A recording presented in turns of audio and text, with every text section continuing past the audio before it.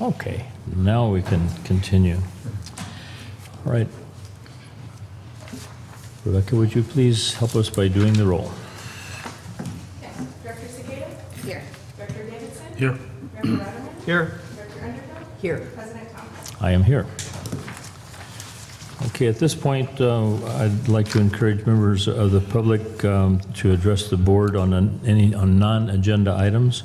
The public is encouraged to work through staff. If you have something that you want to get onto an agenda, you work through staff to have it come back before us for board consideration. No action can be taken on matters not listed on the agenda, and comments are limited to 3 minutes. Carl, you have 1.5 minutes. I better look at closed session. No, I'm not on there, so we're Okay. fine. Today I was just passing by. I had lunch with some supervisors and 2 press people from the local press. My birthday's on Saturday, and they wanted to wish me a happy birthday and pay for my lunch. And I always enjoy a free lunch, just so you know that. I do enjoy always seeing you folks. I don't get to see enough of you. I live in San Francisco, so my time here is rather limited. We have property up in West Point, and my parents live there. They're in their late 80s. Calaveras County Water District, originally we bought that property in West Point back in the mid-80s, and the first thing that occurred was Calaveras County Water District came to us and said, we need to put a raw water line and a treated water line through your property. And since it benefited the community, we just said, well, just give us a hookup and we'll do that.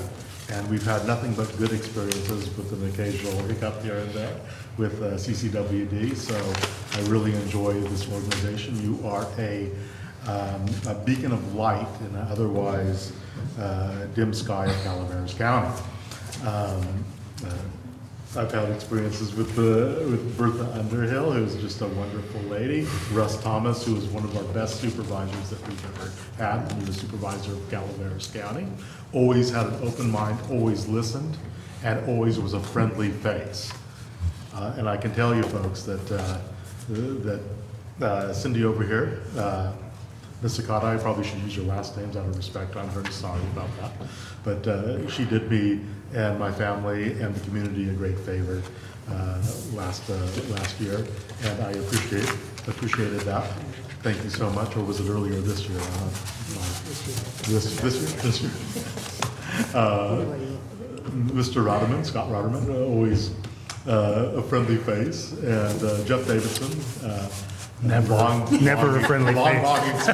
With his long experience here, and you can tell he really cares. So with that, I'm going to let you folks get on with your meeting. Please do the community justice as you always do.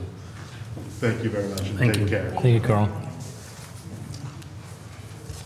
Appreciate your kind words, Carl. Hi, I lived here since 2000. I'm a 70-year-old single woman living on Social Security. I lost my dream home, the mountain ranch, to the Butte fire. I moved back to Camp Connell and found a wonderful condo building. One unit is small and has a bathroom on the ground floor, which I need. The other unit has a washer-dryer, which I need, but the bathrooms are on the top floor. I bought both condos so I wouldn't have to have close neighbors because I still have PTSD from the fire. I was able to connect the 2 units with a door. However, the Homeowners Association will not allow me to create one property or APN number. Therefore, I have 2 meters. It is too much water and sewer for one person. Plus, I can't afford $297.92 times 2. I might ask how other seniors are surviving on their Social Security income with the water sewer charges. In addition, I understand that you are using our septic tank, which we surrendered to you for free. We have 20 units in this complex who don't live here full-time. I'm the only one that's here full-time. It seems you're overcharging me for sewer and water. How does one flat rate encourage water conservation? If I, as one person, am paying twice, what incentive do I have to conserve water use? I have no other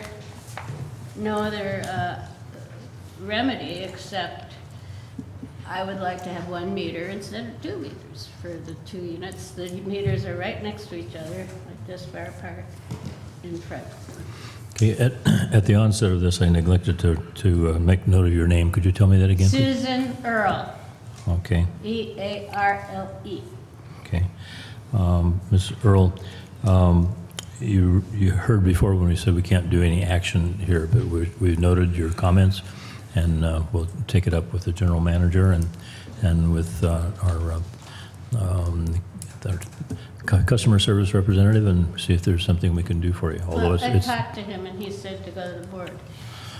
So, Well, it's actually, it's a more formal process than that. So if she's going to appeal a decision by the board, then you need to do that through the general manager. And then we can actually have a conversation about it in open session. okay, do you want a copy of my speech? Can we agendize that for next week, or do you I want us- don't know about next week, but I mean, the next meeting. we'll get a recommendation from the general manager. thank you. Thank you very much. Thank you for listening to me. Okay. Thank you. Anyone else wishing to address the board under public comment? Yes, come forward, please. State your name. I'm Bill French. I'm a real estate broker and a property owner in Valley Springs. And my subject is recently the Calaveras County Water District purchased property adjacent to mine, which actually at one time was mine. And I was a broker that initiated the sale of the property to the Calaveras County Water District. And there's a existing breach of contract on that from Mr. Candy, the owner that is selling it to the water district. I have attempted to get the escrow number, the escrow company, and Mr. Creamer referred me to Downey Brand, an individual at Matthew Weber, that individual. He hasn't returned my calls, and it's imperative that I get the escrow company and the price so that I can submit a charge for my commission. So that's the subject of me being here. Okay, just like the lady who came before you, we can't take an action on this other than just we can refer to the general manager and somebody will get back to you on it. I called the general manager also, and he didn't answer my call. So what I need some assistance in getting that information so that I can go forward. Okay. Would you be kind enough to give a business card to our clerk and President Thomas, if I might just briefly respond. Yes. I don't recall getting a call from you, but my understanding is that we do not have that property under contract at all. We're not in escrow. We have not purchased the property, but I'll follow up with you individually, and we can make sure we clarify that. No, I didn't feel that you were the escrow company. I felt that, are you a Downey Brand? No, that's our attorney, Matt Weber, is the general counsel. Well- So we'll follow up with you to clarify that. Okay. I appreciate it. Thank Yep. you. Okay, thank you very much, Mr. French. Thank you. Thank you. Anyone else wishing to address the board this afternoon? Okay, if not, I would like to move on to the consent agenda, please. We have items 3A, approval of the minutes of the meetings of June 26th and July 10th. 3B, review board of directors' monthly timesheets. Oh my goodness, there's a ton of them here. 3C, ratify claim summary.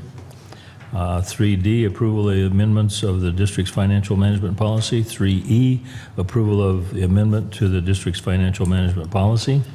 3F, approval of amendment to the board of directors policy handbook. 3G, approval of authorized signers on bank and investment accounts. And 3H, appointing the PAR's Public Agency Post-Retirement Plan administrators. I'll move for acceptance. Second. I'd like to pull 3E, please. Which one? 3E. E as in Edward. Okay, Move for, we'll just remove that and okay. Director Ratterman has pulled 3E. Do we have a motion on the balance? yes, Okay, and a second? and a second. Okay, I'll second that. all right. Whoever it is. Okay, it appears we take up 3E now? I think we're going to vote on that. Let's vote on everything else. Take the other consent items. Yeah. All right, would you please pull the board on the others? Yes. Director Davidson? Yes, Director Ratterman? Yes. Director Underhill? Yes. President Thomas? Yes. All right, Mr. Redmond, proceed. Okay, on 3E, it's basically a 25-page document. On page 11 appears to be the only line outs and changes to that policy. And just want to make sure it makes sense.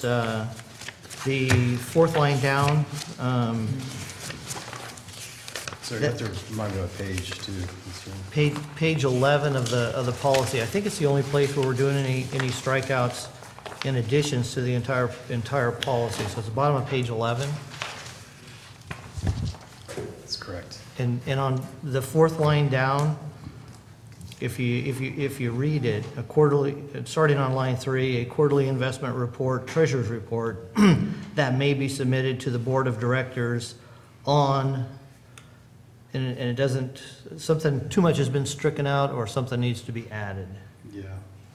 So the change is that we found some changes to the government code recently that required that you provide a monthly investment transaction report. And it looks like the language that was proposed, this is the language that was taken directly from the finance committee. It looks like we may have missed something. I think it just needs a period at the end of board of directors. They may submit a change report. Yeah. Period, not when and not how often. That may be submitted to the board of directors, period. Period. Okay. So the word "on" is the only thing that's, Okay, so, all right. Is that right? yeah, so with, I guess how would we, I guess we would need to change the resolution, but I guess we just need to note that we would be striking on completely and leaving the period at the end of the fourth line. Is that correct? That's all. Thank you for catching that. Okay, would you like to suggest we approve that? then? Yeah, make a motion, we approve item 3E in the consent agenda, As amended. as amended. Second. Okay, we have a motion and a second. Would you please poll the board? Any public, do we have to have public comment on it? We No. don't take public comment on consent agenda. No, not on the consent stuff. If it gets pulled as well. Oh, okay. All right. We have procedure here, so that since that item was pulled, if somebody would like to make a comment on that, feel free to do it at this time. Seeing none, would you now poll the board? Director Scott? Yes. Director Davidson? Yes? Director Ratterman? Yes. Director Underhill? Yes. President Thomas? Yes. Okay, moving on to item 4. This is under new business. 4A, discussion regarding monitoring of cultural resources on the Reach 1 pipeline replacement project. And Mr. Minkler will be giving us a report on this. Thank you, President Thomas.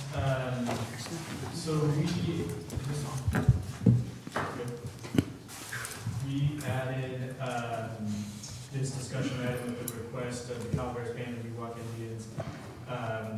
Calaveras County in the past has had a productive working relationship with the tribe, most recently on our Jenny Lynn pretreatment facility construction project. We recognize the unique Native American heritage in Calaveras County, and we really take seriously our obligation to protect the cultural resources that may be impacted by construction projects that we carry out. And specifically with respect to Reach 1, the pipeline project, construction started July 5th. and is proceeding at a pretty rapid clip, pretty impressed with the contractor at this point. The project went through all the proper channels, so we started the environmental review process a couple of years ago. There was a thorough cultural resources analysis that took place during the environmental review process. CCWD reached out to the Colorado Canyon Indians to consult during that process, including a site walk of the entire pipeline project. And in the end, the district adopted a mitigated negative declaration to satisfy our CEQA obligations that included mitigation measures to address any potential impacts on cultural resources from the project that were identified in the study, and any unanticipated impacts that we might come across. We've, consistent with those mitigation measures, we contracted with a professional archaeologist to be on site at times when there may be cultural resources impacts to observe the ground disturbance activities, and then also to be on call for any unanticipated impacts. So far, we're about a little more than a month into construction, and that archaeologist has been on site for 16 days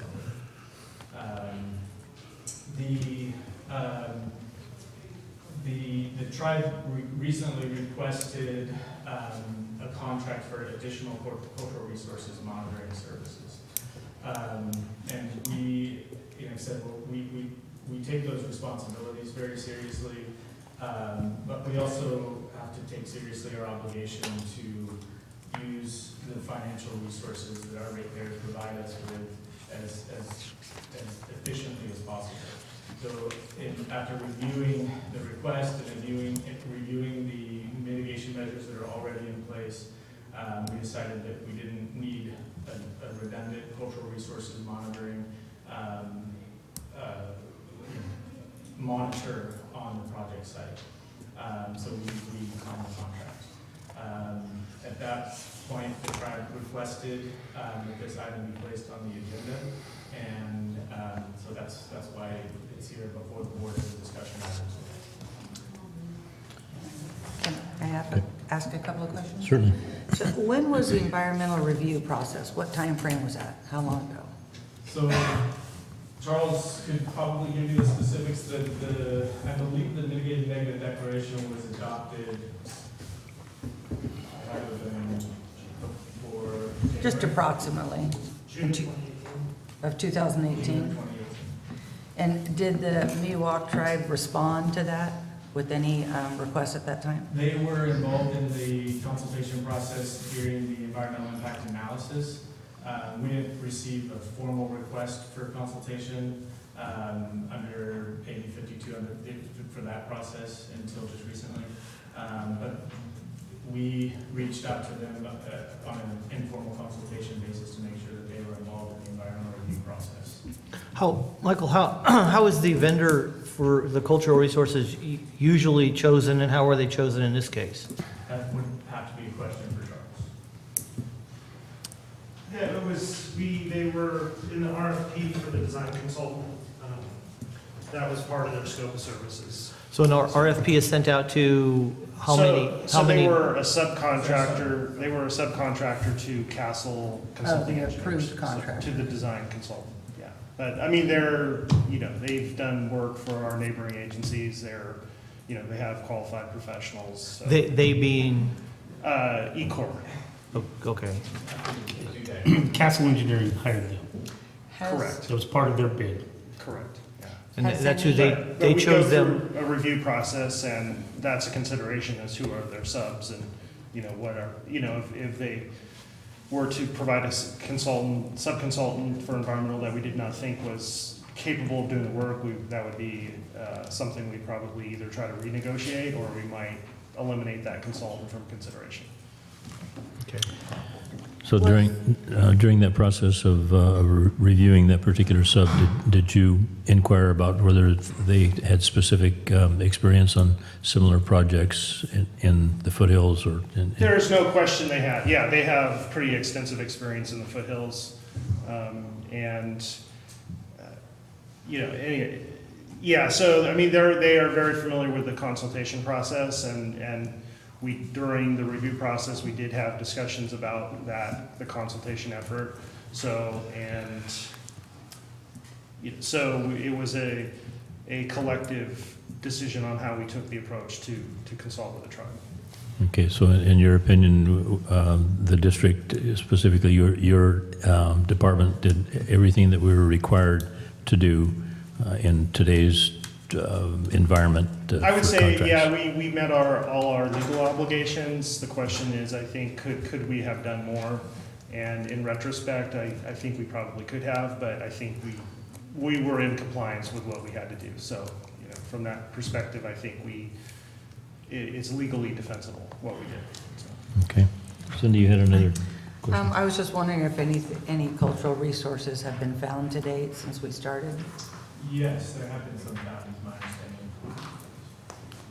Yeah, there have. We if we can certainly, if you're interested. Well, I'll just need a yes or no answer. Right. And so how did the consultant respond to that?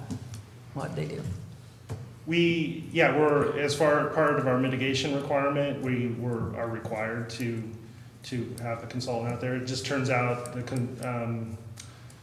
we did run across some cultural resources, so the procedure that we had to follow was actually to shut down the construction within a 100-foot radius, which did occur in one area. And our contractor had to jump up to another area of the project while the archaeologists did further investigations in that area. And, we also have Caltrans Environmental Department having some oversight responsibility here, so they were also on site. So did the consultant, the archaeologist, reach out to the tribe to let them know anything was found? The tribe was on site at the time. So what is the process? Excuse me. How was the tribe on site if? The tribe chose to do voluntary construction monitoring on their own accord at that point. Okay, because you did allude to keeping them informed at the time of the initial. That's probably something I should have clarified in my opening comments, is that the tribe has had, during the project, a monitor on site on their own initiative. So I don't know if there's been every day during the construction, but periodically during the construction. Just out of curiosity on that, just from a liability standpoint, who pays the liability insurance for a volunteer? So the tribe was carried, that was a question we had for the tribe, and the tribe does carry, obviously we don't want anybody to get injured on the site. The tribe does carry their own general liability insurance. And they provide us that before they show up?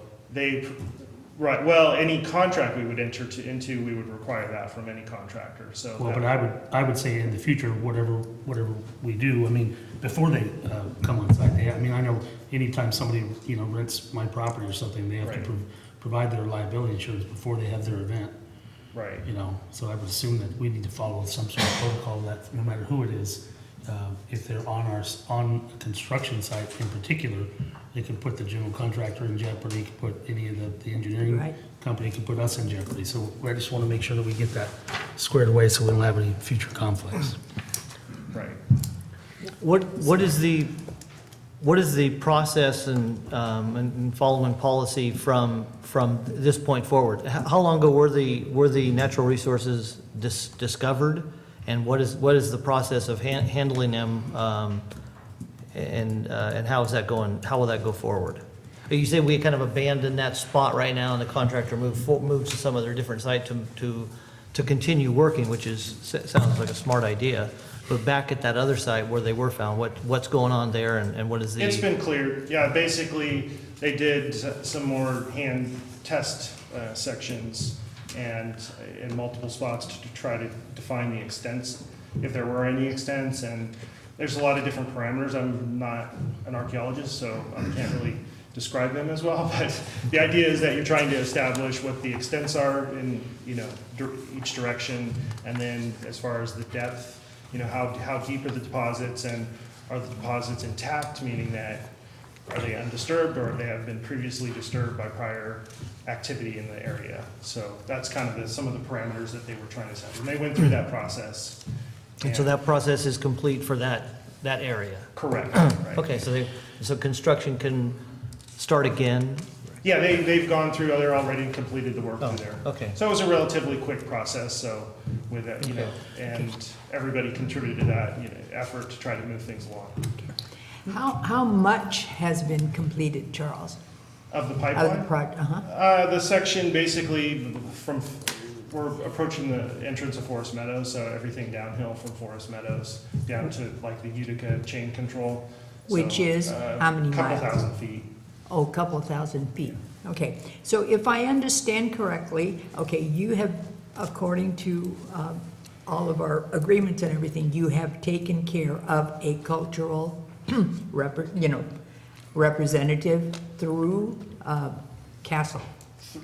Well, we contracted, so we had one we changed environmental consultants. So we had one that did the design phase, and then during construction, we shifted to Dudek, who's another consultant to do the construction phase services. So, and they're providing the archaeologist. They're also providing a biologist for some of the other biologically related and wetlands related issues. And so on top of that, the tribe is coming to us and asking us to approve representation on behalf of the tribe.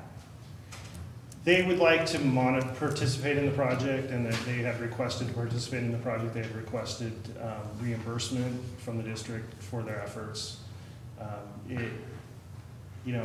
I think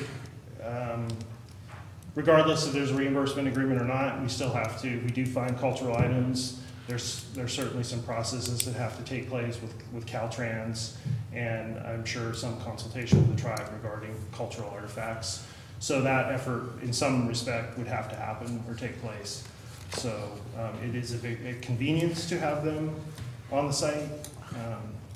So it expedites that whole process. Russ, what's being asked of the board today? Can we clarify that? Is there a decision? Discussion item.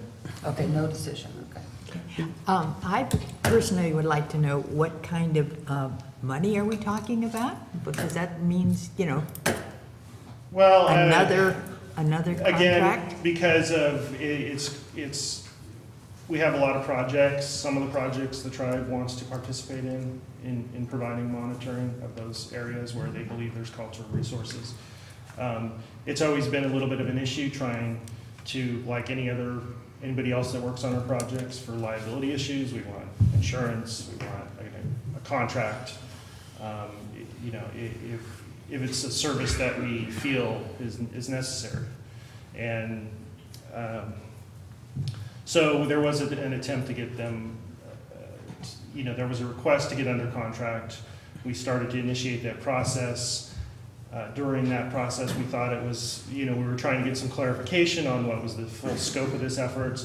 I think the initial request from the tribe was for about $18,000 on the Reach One project, and that included the entire project for this season and next season. I'd like to hear from any Yeah.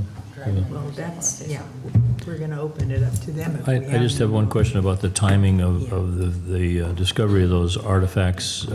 Does that go back several months, or at the beginning? We started in early July, so it's, there was some, there was a little bit of an issue with, we had professional archaeologists do the work. There was consultation with the tribe during the design phase, prior to in 2018. And there was an area up near Hunter's Dam Road that was identified for further investigation. We did a further cultural resources investigation at that time, and there was nothing else identified along the Caltrans right-of-way. We started in July, and then there was some issues with some confusion, maybe we'd call it, with Caltrans having lost track of some of their environmentally sensitive areas. So that was a little bit of an issue that caused a little bit of concern on the tribe's part and the district's part. And it could probably potentially been avoided, you know, if we would have been aware that these environmentally sensitive areas were there. Are we talking environmentally sensitive areas? We're talking culturally sensitive areas. What are we talking? They call them ESA. So yeah, culturally, you know, the ESA could be cultural resource area. Yeah. Okay, but this, the request that the tribe has put forth is a much more recent event. Right. I thought I heard you say that you had requested that they submit a contract. Did I hear that wrong? They notified me that they wanted to do cultural resources monitoring. In the beginning, I mean, in when the we get beginning, the RFP? No. This is outside of any kind of RFP So process. after the Well, project that's started. that's my concern. I mean, we have a, received the request on July 2nd, and the construction started on July 5th. So that's one of the challenges. right, and we went through a budget process. We went through Environmental, yeah. yeah, all that stuff. I mean, we can't run this district. When we give people notice, they need to respond in a timely manner. If they want to work on the project, they have to do it while we're hiring people to do the project and formulating a budget, and then we can perhaps accommodate, you know, an extra resource. I mean, in the future, I hope that, you know, that people, that our side and whoever is involved is paying closer attention to our policies and procedures. I mean, we can't add things on after, while the project's in the middle without going and changing our entire budget. I mean, we don't have extra cash lying around here, you know? I mean, it seems like we just, and to whatever extent it's our fault, you know, I think we need to straighten that out. But we do have an RFP process. We have, the thing was put out to bid. There were several contractors that bid it. They went out to the public and sought out cultural resources, consultants, and we hired somebody. And as long as we're in compliance with the law, that's where I'm gonna be. You know, unless there's some extraordinary circumstance where we're violating the rules of the law somehow, I'm not gonna change my point of view on that. I mean, I want to encourage, you know, us to work well with the tribe or whoever else is concerned about cultural resources or the environment here, but we have a process. And until somebody tells me we've violated that process, then this is where I'm going to stay. If I remember correctly, the project started on July the 8th. Am I? Oh, maybe it was Yeah. like. Right. Yeah, Right yeah. after the 4th of July Right, weekend. uh-huh. And the tribe submitted their paperwork on July the 2nd? July 2nd, right. And right, like I said, the main point of that is just because to protect the districts from liability, you know, just basically we want to make sure that they have the insurance required coverage in case somebody gets injured out on a project site. Okay, any other comments from the board? No, I'd like to hear from Yeah. All right. the spokesman for the tribe.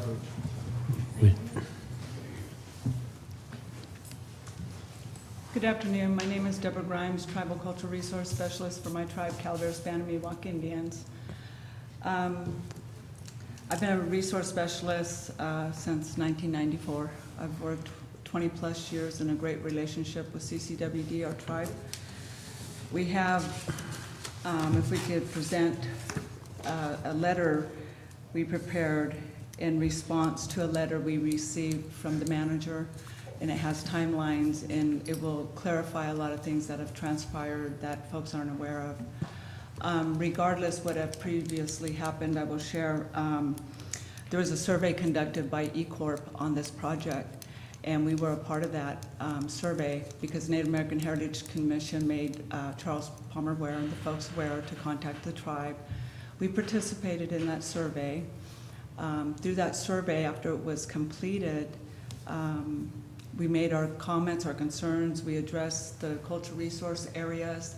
The area that Mr. Palmer's speaking about had an ESA, Caltrans lost that ESA, but we made that aware to the hired archaeological firm in our comments and concerns on the project. And we shared with them that these are the areas of our concern, and we went directly through our survey and showed them and shared that information with them. And then after that, what transpires is they do a draft report, an environmental report. And at that time, the tribe never received that report, so we understood this was coming in-house funding, and we kept asking that question, so we figured maybe the project died. And so we moved on with our Butte Fire, et cetera, but it came to our attention when we were down at our burial ground, down at Jenny Lynn on your guys' plant, working down there under our FEMA project for you guys, that the folks were gonna be going up on this project. And so we addressed that. We didn't know the project was still alive. But going back to the draft report, that's where the tribe under CEQA, and this wasn't, tribe didn't initiate an AB 52 at that time. And we didn't initiate a lot of different laws because the tribe and CCWDs always work closely together under consultation, sharing our areas, doing walkovers, working closely with the archaeological firm that we need to do under consultation, and share our information of our cultural resource areas and any sacred areas that there may be. And so, unfortunately, we're not saying CC did anything wrong here. We're sharing something happened in the meantime. The tribe didn't receive a copy of the draft report. And in that draft report, that's where we have that opportunity to see if the archaeological firm itself has put our comments and our concerns in the areas that we identified. And through this survey, we had really poor visibility in the areas, and we addressed those areas too. We actually proposed to Theodore, the E-Corp firm that was hired from you folks, contracted with you folks, to maybe do some presence absence, like little shovel test units to do that, to see the earth a little bit more. That wasn't granted, which was fine because we knew having had this great relationship, we knew we'd have that opportunity to make our comments and concerns in the draft report before it became finalized, before it became a negative deck.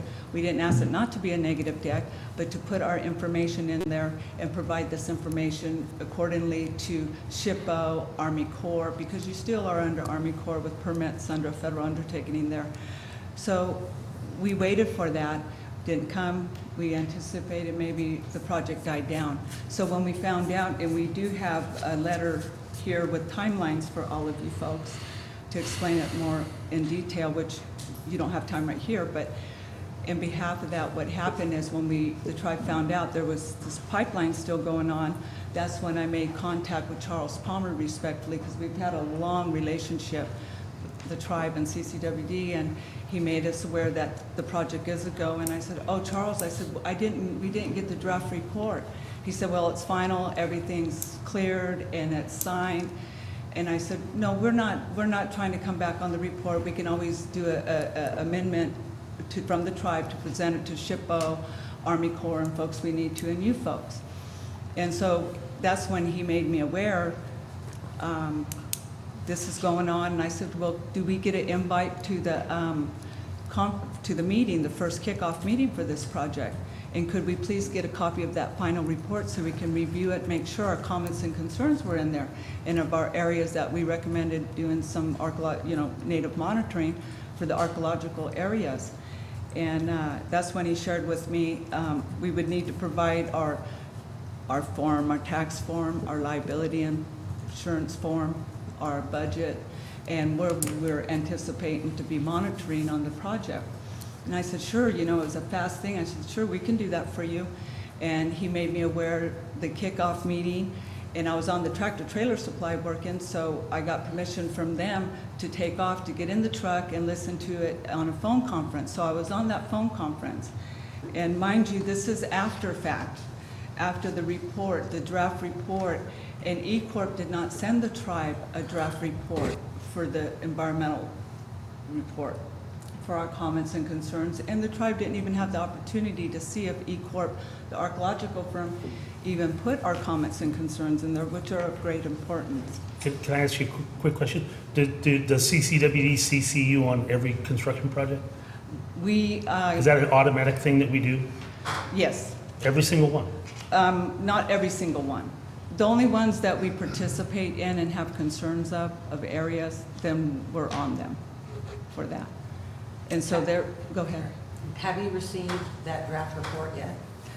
We finally received, in the timeline you'll see, we finally received, it's no longer a draft, it's a final report, which we didn't go back and go to Army Corps or SHPO saying, hey, you know, there wasn't proper consultation made by E-Corp, not CCWD, E-Corp, okay?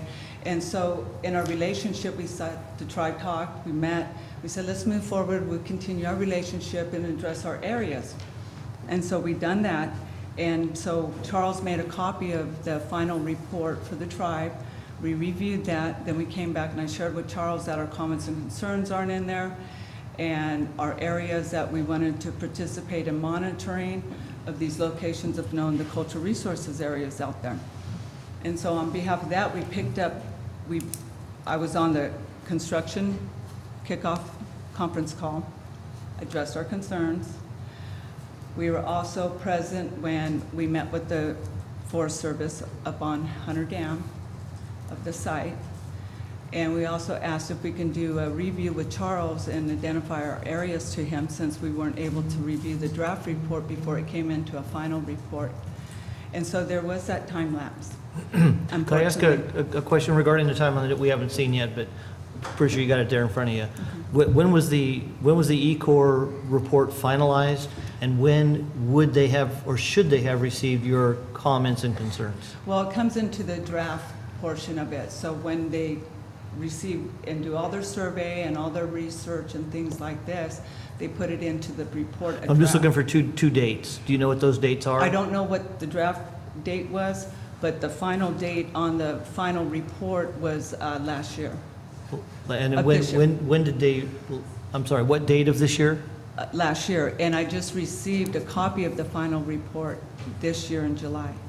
So what date did you provide E-Corps with your comments and concerns? And then secondary, what is the date of the final report that you're talking about of the E-Corps? Our comments and concerns went through when we're doing an archaeological survey together. Approximately what date? We done that survey that was conducted in May of 2017. 2017. This is during the whole EIR portion. Right. Prior to construction, and we've hired E-Corp to do this. and- Correct. Okay. It was a mitigated negative declaration, but yes, during the CEQA process. Yes, okay. Correct. And so in that, through our information of consultation with E-Corp, we never received anything through that draft report. So that's where we anticipated maybe the project wasn't moving forward. We didn't receive anything from E-Corp. And then when we found out the project is moving this year, that's when we asked Charles for a copy of the final report. And we didn't go back like we're sharing to other folks. We just moved forward with you folks. And when we met with Charles, that's up at Hunter Dam, we consulted with him about other areas. So he did ask us to provide the locations of our other areas that we knew that we were providing to E-Corp in the field, and that we didn't have the opportunity to provide in the draft report. And so therefore, hurrying on that, we provided that to Charles Palmer with our liability insurance and everything. And they had tree removal, and that's where it went. We provided our budget for a 2-year project. We proposed 30 days of our areas through construction activity for our 2-year period. And the next thing we know is I get a schedule on this, and so they were doing tree removal, and so we didn't come up until construction started, the grubbing, and that's when that earth disturbance starts transpiring. And so on that date, we were made aware that they weren't going to be able to be working at the Hunter Dam area on the Forest Service because they're still awaiting permits. So we started at the other side of the end of the project on Caltrans right-of-way, which had a ESA environmental sensitive paddle before, when me and Margaret Lawrence with Caltrans put that in because of the site area there. And so that was one of the areas we addressed to do monitoring for the cultural resources there for the native site. And so I started on that, and the sites that have been found are the sites that we address concerns to be a part of that process, and that was one of them at the beginning. We found material there, we found cultural resources, and so we consulted with Caltrans, everyone, moving along, getting our little testing done to continue. Our goal is to keep your project moving too. We understand that, you know, it's very important. And so we did that diligently. And there was areas Caltrans even asked, you know, recommended at a post mile 33 to have archaeologists and native monitor present during those ground disturbance activities. Even in the area of Caltrans recommended, we went ahead and pulled off because we know our area. And so the archaeologists stayed on board, but we pulled off for some days because there was no reason to be there where they were at that time. And then we came back on board when it lifted to do the work there in that location again on that Monday. And we were monitoring that, and we continued on. And then we were made aware we could do monitoring, be on site, but there will be no compensation. And because everything was done, it was a negative deck, you didn't come on board on time, you didn't put your comments and concerns, so we tried to address this to Charles, and then he's bringing that back, I understand, to the manager, but they continue to say we were late. We didn't receive a draft report to put our information in. And so consulting with Charles, throughout the years, we presented our areas of concern. And in behalf of that, then we're made aware where you're not going to be compensated out here. And it got to the point, even in an email with all the agencies on there, there was an email stating when Caltrans warned archaeologists to be present, and they just hired Dudek on this project. I don't know what date it was being hired, but Dudek came on. They're archaeologists with us out there. And in behalf of that, warrant from Caltrans and their environmental ways of doing business, the cultural resources. I won't put all those laws out because they're unbelievable. But we were still made aware in an email, everyone else, the biologists, the archaeologists, everyone else is going to be paid for their services, but the Native Americans aren't. We still stayed there. We still continued, and we still are. And so we went up to the other area past 33.0 post mile. The archaeologists pulled off, and the other area from the end of your project pipeline to Forest Meadows is our area of concern. And then after that, it comes to Apple Hill, some areas in there, and then Hunter Dam, things like that. And so we were on board, and we were continuing on, and we did a find on Monday, the 12th. Adam Lewis, our native monitor out there, a senior native monitor, and we found a historical component of a lot of old bottles and things like that, and we addressed those, and there were some hand stones and chopper tools found in the area. So we worked diligently, and the construction continued. It was just a little area hold until Caltrans, because it's Caltrans right away to come in, make sure we're following and complying, because they still have to submit their information to SHPO. And so therefore, the tribe received a letter on the 12th as well of making us aware, Morley, that you folks no longer need our services and we're not to be out on the project. And this came from the manager.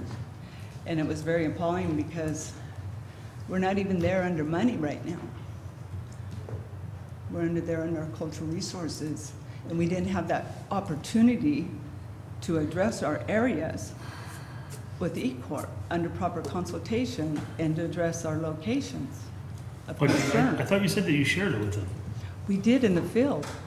And so we can't see if they put it in a report if we don't receive the draft report to make sure our comments and concerns were addressed in that The draft report. report and the final report are both public documents that you Yes, know, sir, it and- is. And they were on our agenda. They But were that is approved by the E-Corp's board. I mean, response, we're not there to go search, this is E-Corp's responsibility to make sure the tribe receives a draft report to make their comments and concerns. And that wasn't done. Whether- So we have no idea. I mean, I believe every word you say, but I'm And just we saying. work directly with all the different, with you being the lead agency, hiring E-Corp, that's where our consultation is with E-Corp, and to be out on the survey with this. And so we did survey that area. We did address our concerns to your hired firm. And when we didn't receive a copy of that draft report, the EIR, to make sure our comments and concerns were in there, at times we'll provide our comments and concerns in those draft reports to get to a final, so that when they hit SHPO, Army Corps, these other folks, they're in there, as well as for you folks to see it. So today, are you looking to be involved in a project as continued volunteer, or are you looking for payment for your services to date, or payment for your services going forward, or both? Well, we're What gonna- is, in your mind, what would be a resolution? A resolution to us is to provide these timelines and information of response to Mr. Winkler? Minkler. Yes, Winkler.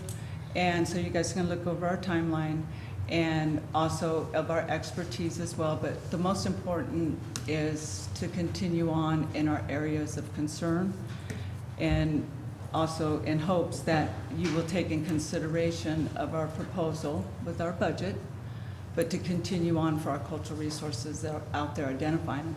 Now, being in Caltrans right away, it is a requirement for archaeologists and Native American Monitor to be present, and that's where our relationship is out there on that project. In your mind, does DUDEC fill that responsibility?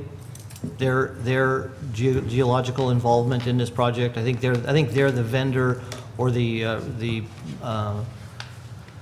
entity that was involved for the purposes of cultural resources. DUDEC is your hired archaeological firm on Right. call. They are an archaeological firm. We are the indigenous native people of these areas, and so as well as that's where both of us together work on these projects. You know, the archaeological firm looks at things different than the natives do in site areas and landscapes and things like So in this. these type of projects, is it always necessary to have both on site?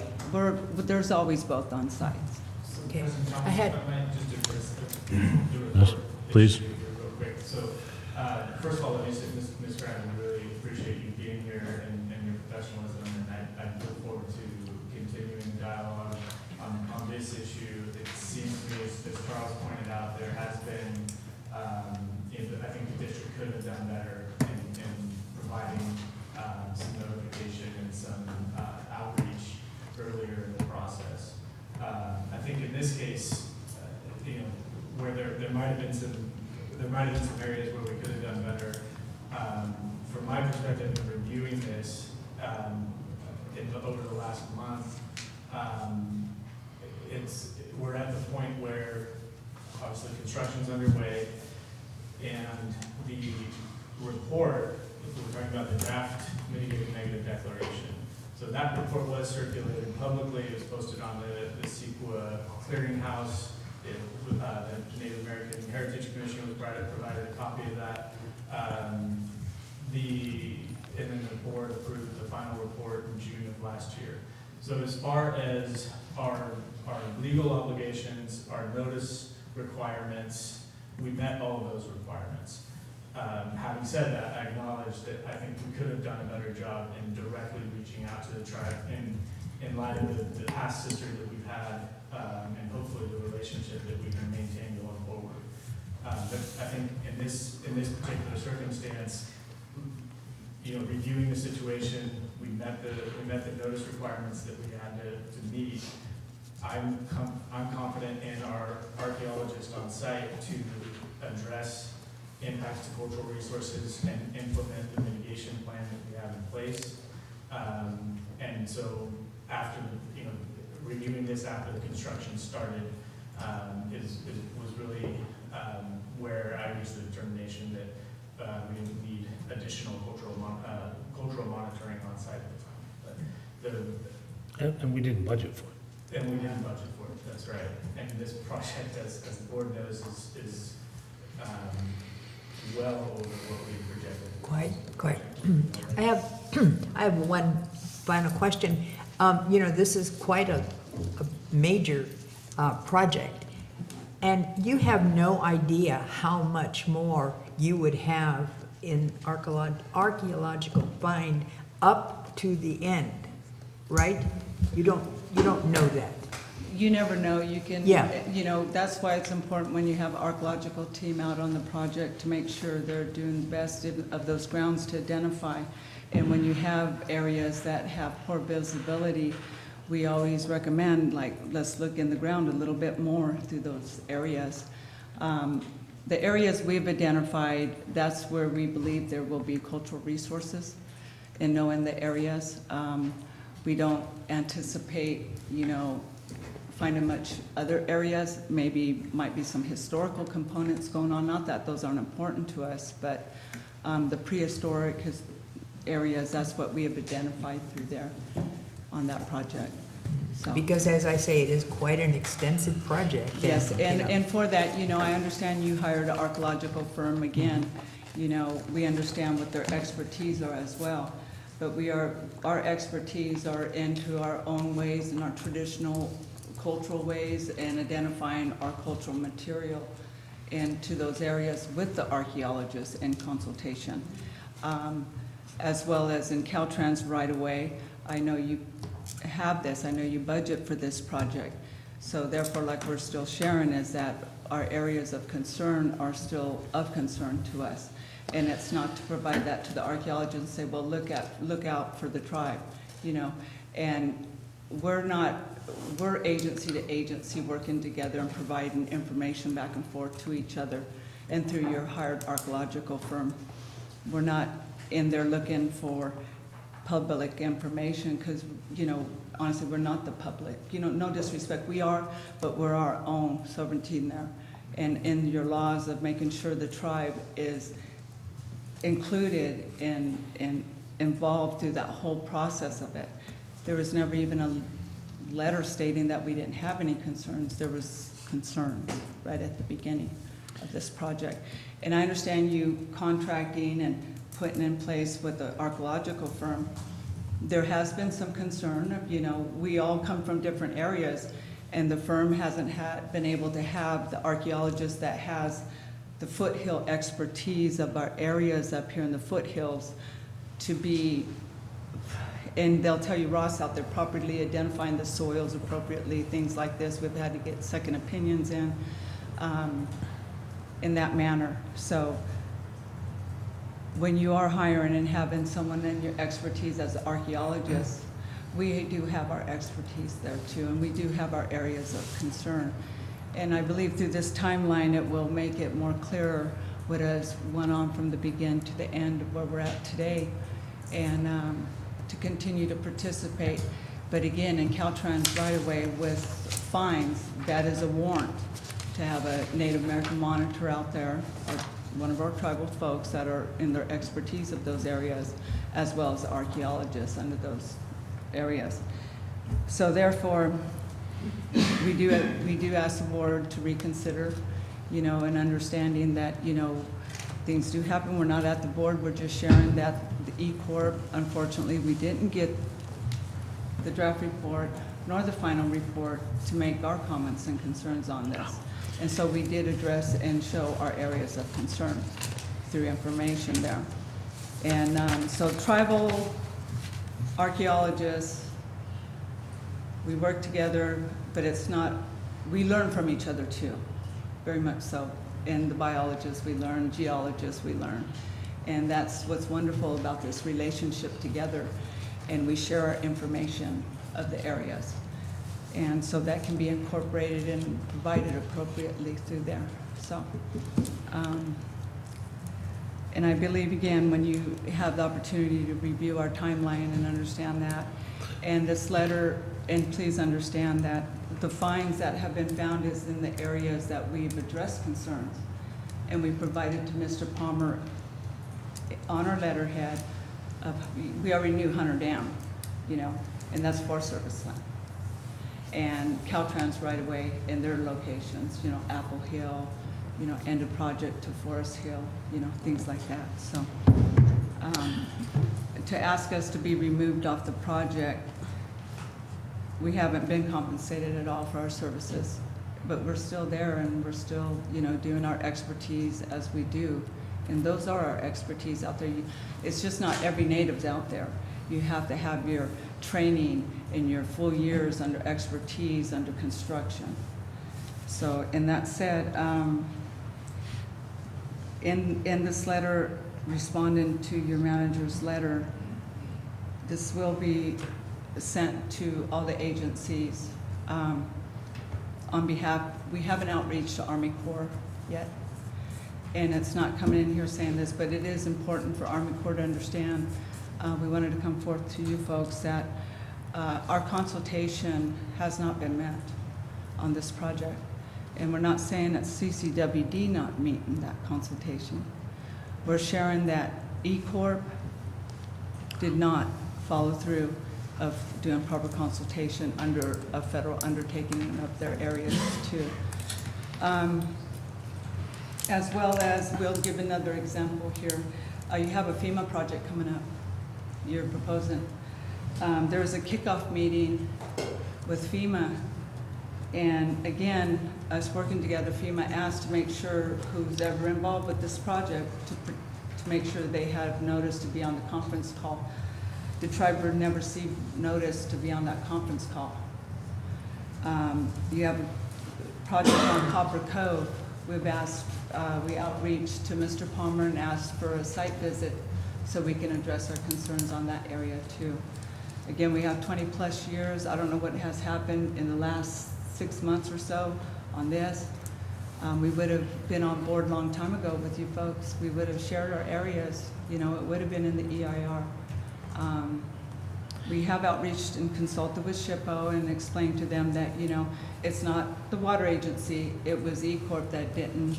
I don't know if E-Corp thought the water agency was gonna give us a draft or what happened there, but we didn't get that draft to address our concerns to you of our areas. And to be like your biologists, your archaeologists, and them to put a contract in to share our areas of concern. So, and to be I'm just curious, when we send out a negative deck, we send it out to all the reporting agencies. Yeah, there's a list of required. And is the tribe not one of them? So the AB 52 consultation request, which is what the tribes would submit to us in order to receive that notice, you know, the district reaching out and sending those types of notices to the tribe wasn't received until last month. So we didn't have we wouldn't have had them on our list of required entities to send that notice to. So we consulted with the tribe during the environmental review process, and but it sounds like they didn't actually receive a copy of the draft NMD when it was circulated. Again, from our perspective, that we met our legal requirements in terms of who we were required to. Well, but, you know, and I believe that we did, but it seems like, there has to be some way that it's an automatic notification, and then, you know, I don't know why we won't, at least, if we're not doing that, I have a hard time believing we don't. That is absolutely in place now. We have received the AB 52 notification request from the tribe, and so they will be informed, they will be on that. So do they have to do that every time we have a project? No, that's, well, my understanding is that's an ongoing obligation. So a project in Copper Cove or the FEMA project that she speaks of, those projects, they will be notified going forward? So I can clarify a little bit on the AB 52 procedures. So the way the obligations for consultation are triggered are by a tribe's request for notification. So once an agency, once the district has that notification request, which we do now as of this last month, any project where the board will be taking action that will trigger CEQA will require notification to the tribe. The tribe at that point would then need to send a notification back with the request formal consultation under AB 52. So again, this is all during the environmental document, during the CEQA process, that consultation process. Is AB 52 a new law? AB 52 became effective, I believe it was 2016. And so this is the So first. it's a relatively new requirement, but all the consultation, the substantive consultation requirements are triggered by that initial request for notification. So, and this is the first request from the tribe came within the last month in 2019, and never since the law was in effect in 2016? That's correct, and it's reflected in the mitigated negative declaration for the project, that there was a discussion about, during the informal consultation process that occurred in May through the end of July of 2017, whether the tribe was formally requesting under AB 52. It's documented that no, it was not a formal request for consultation under AB 52 at the time. Okay. So that's why that AB 52 specific consultation process didn't occur for this project. Going forward, that notification is in place, that consultation will occur. So it sounds like going forward, things are taken care of, and you will be notified in the future. There was just some confusion on someone's part between 2016 and 2019. If I could share, you keep bringing up the AB 52. Under projects, you have different guidelines to follow under CEQA. No matter what, yes, the tribe, this is a CEQA undertaking project. But you also, under that, you contact the Native American Heritage Commission. So let's forget about the AB 52. Let's just say it's not here, okay? From years back, you have a CEQA document, okay? Depends what funding you're going under, if it's a federal undertaking, CEQA, whatever undertaking it is. Army Corps example is 106 consultation, government to government. That's your agency with us. And under CEQA, where you guys went under CEQA, but then you also got these permits under feds. But under your CEQA document, it's still, you contact Native American Heritage Commission. They provided our name. They shared with you folks to contact the tribe, work closely with the tribe. That's when Charles made me aware there was going to be a survey. We were on that survey, so that consultation did start. Our involvement did start. And we continue right here. So we're going to pull that AB 50. We didn't ask for AB 52 with you, because at first we didn't need all these different laws. We consulted and we moved together on the project. But we understand today what we need to do, because there's a change. But under the CEQA, you still provide to the tribe. Not generated in the public. The tribe receives all documents pertaining to your project so we can make our comments and concerns on those before they're submitted in to SHPO and the other folks in there in the clearinghouse. We'll share again. When Native American Heritage Commission has a list, Native American Heritage Commission didn't receive a copy of the report. They don't receive copies of the report, okay? What happens is when you make contact, your archaeological firm makes contact with Native American Heritage Commission, they provide a contact list. We're on that contact list. Native American Heritage Commission shared with Mr. Palmer to outreach to the tribe. There is areas of our concerns. We provide our sacred file list, so there's different laws in place, right? And so we done that. You guys done that. And then E-Corp was made aware to work closely with us from Mr. Palmer. So we went out, we corresponded on a date for the survey. Like we shared, we were at the beginning on this with the survey. We addressed our information to your hired archaeological firm like it goes. And then from there, they provide all this documentation together, and we have the opportunity to review that survey report and et cetera, the EIR. And then if we see our comments haven't been met in that EIR, then we provide it within our own and correspond with your archaeological firm, or go directly to you folks and let them know that we need this in there. And we also have before put it directly to SHPO and the other agencies as need to. So in there again, we were not aware. We didn't receive like we should have received. There's a lot. We are to receive a draft report of that document. So the tribe, Serb Nation, we have our opportunity to address these areas before construction starts, before you even think about putting it out to bid for construction. All of our stuff's already in there. So let's remove AB 52 out of this, because if you're talking about AB 52, you're talking about a tribal cultural resources, okay? And no one, not an archaeologist, biologist, no one identifies our cultural resources under AB 52. The tribe does. The tribe shares their sacred areas. The tribe shares, is this a handstone? Yes. Was it used for what? We can address those pieces out there under that AB 52. So we're not providing that AB 52. It is important for us. We've been a part of making that AB 52 for CEQA. Go back and say it one more time. 20 plus years, when we started removing our burials for you folks, CCWD at Jenny Lynn, we had this wonderful relationship. We didn't need AB 52. We didn't need CEQA. We didn't need feds. We didn't need states. We were agencies to agencies working together and identifying our areas. There's areas we're not even on your projects. We don't need to be.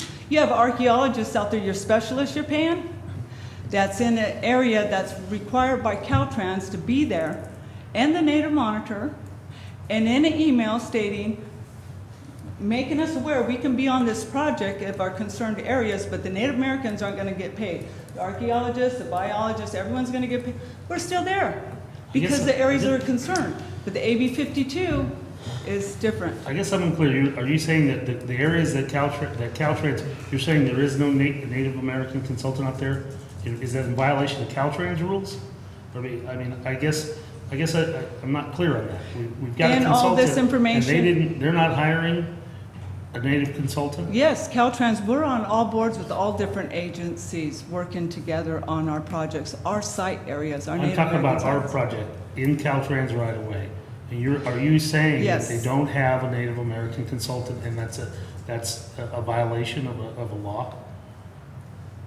So you're looking for is there a violation of law not to have an archaeologist or a biologist? You said we have an archaeologist and biologist, but then you follow that up with they also have to have Native American. It's a requirement to have a Native American And monitor. you're saying they don't? It's a monitor. It's a Native monitor. We're there. We're present on that. It was warrant from Caltrans to be present there because of the fine. So when we have fines on a project, that's where we're located. But going back to the report, we would have had our information to you folks showing our locations. the report. Yeah. If I can kind of, I'd like to see if we can wrap up this discussion for today. We may not be finished with this today, but I remember very vividly the 100-plus page document that the board was asked to pour over, and I read every page of it, and there was an extensive section on the archaeological, historical resources, and it appeared to me like it was thorough. I've been aware of your work in the county for 20 years myself. I had no reason to believe that your input wasn't there. So when we approved that report, we thought we had our eyes wide open and approving it. That was long before the construction contract was issued, by the way. But I don't know. Maybe what Michael said earlier, that we will resolve to try to do a better job in the future.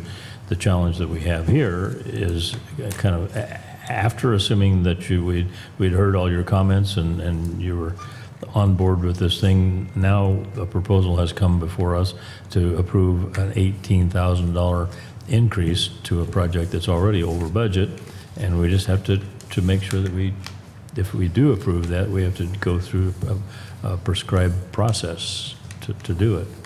Is that about summing it up properly? Yeah.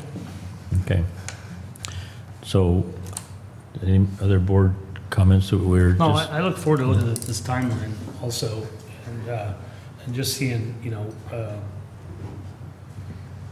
when and if the ball was dropped. I mean, many times other agencies, and I'm not saying this happened with you guys, but many times, Caltrans won't reply to a comment. They only have so long.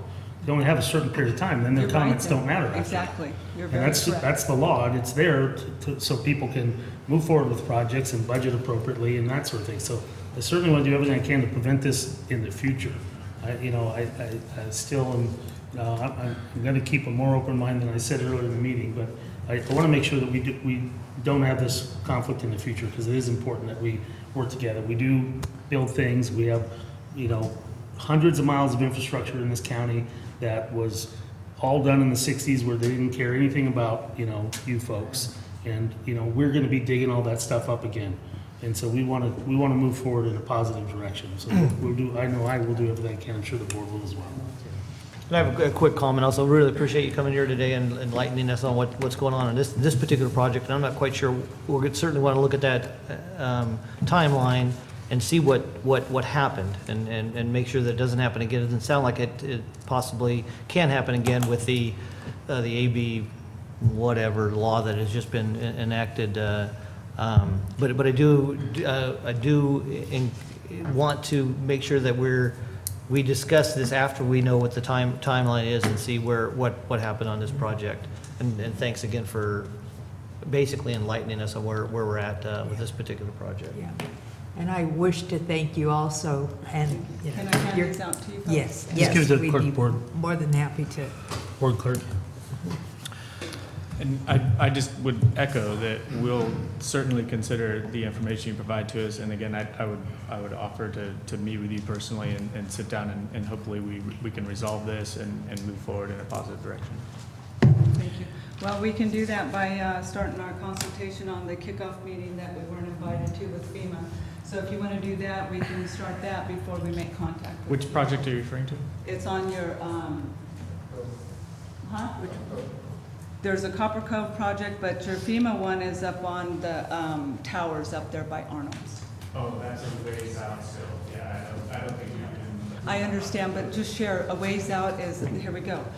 We're at the beginning with you, and that's Yes. consultation So at we- the beginning. I will commit to you. Absolutely. Which project is our FEMA project, Michael? Redwood Tank. Oh. Okay. Oh, okay. And I Yeah, know, but before yes. we know it, that's where we're involved right at the beginning, and we can address our concerns. And we did survey that previously. Okay. We're still working on the. Thank you. Thank you. Yes. Thank you all.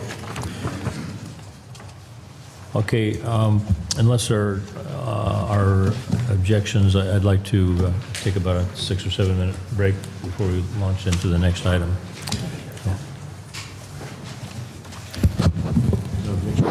No?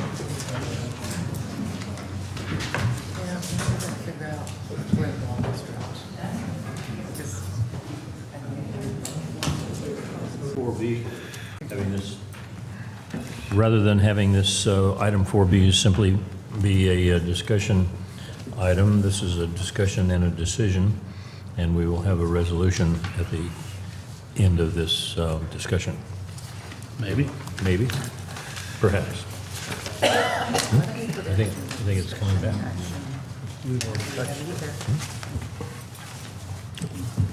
Okay, discussion direction.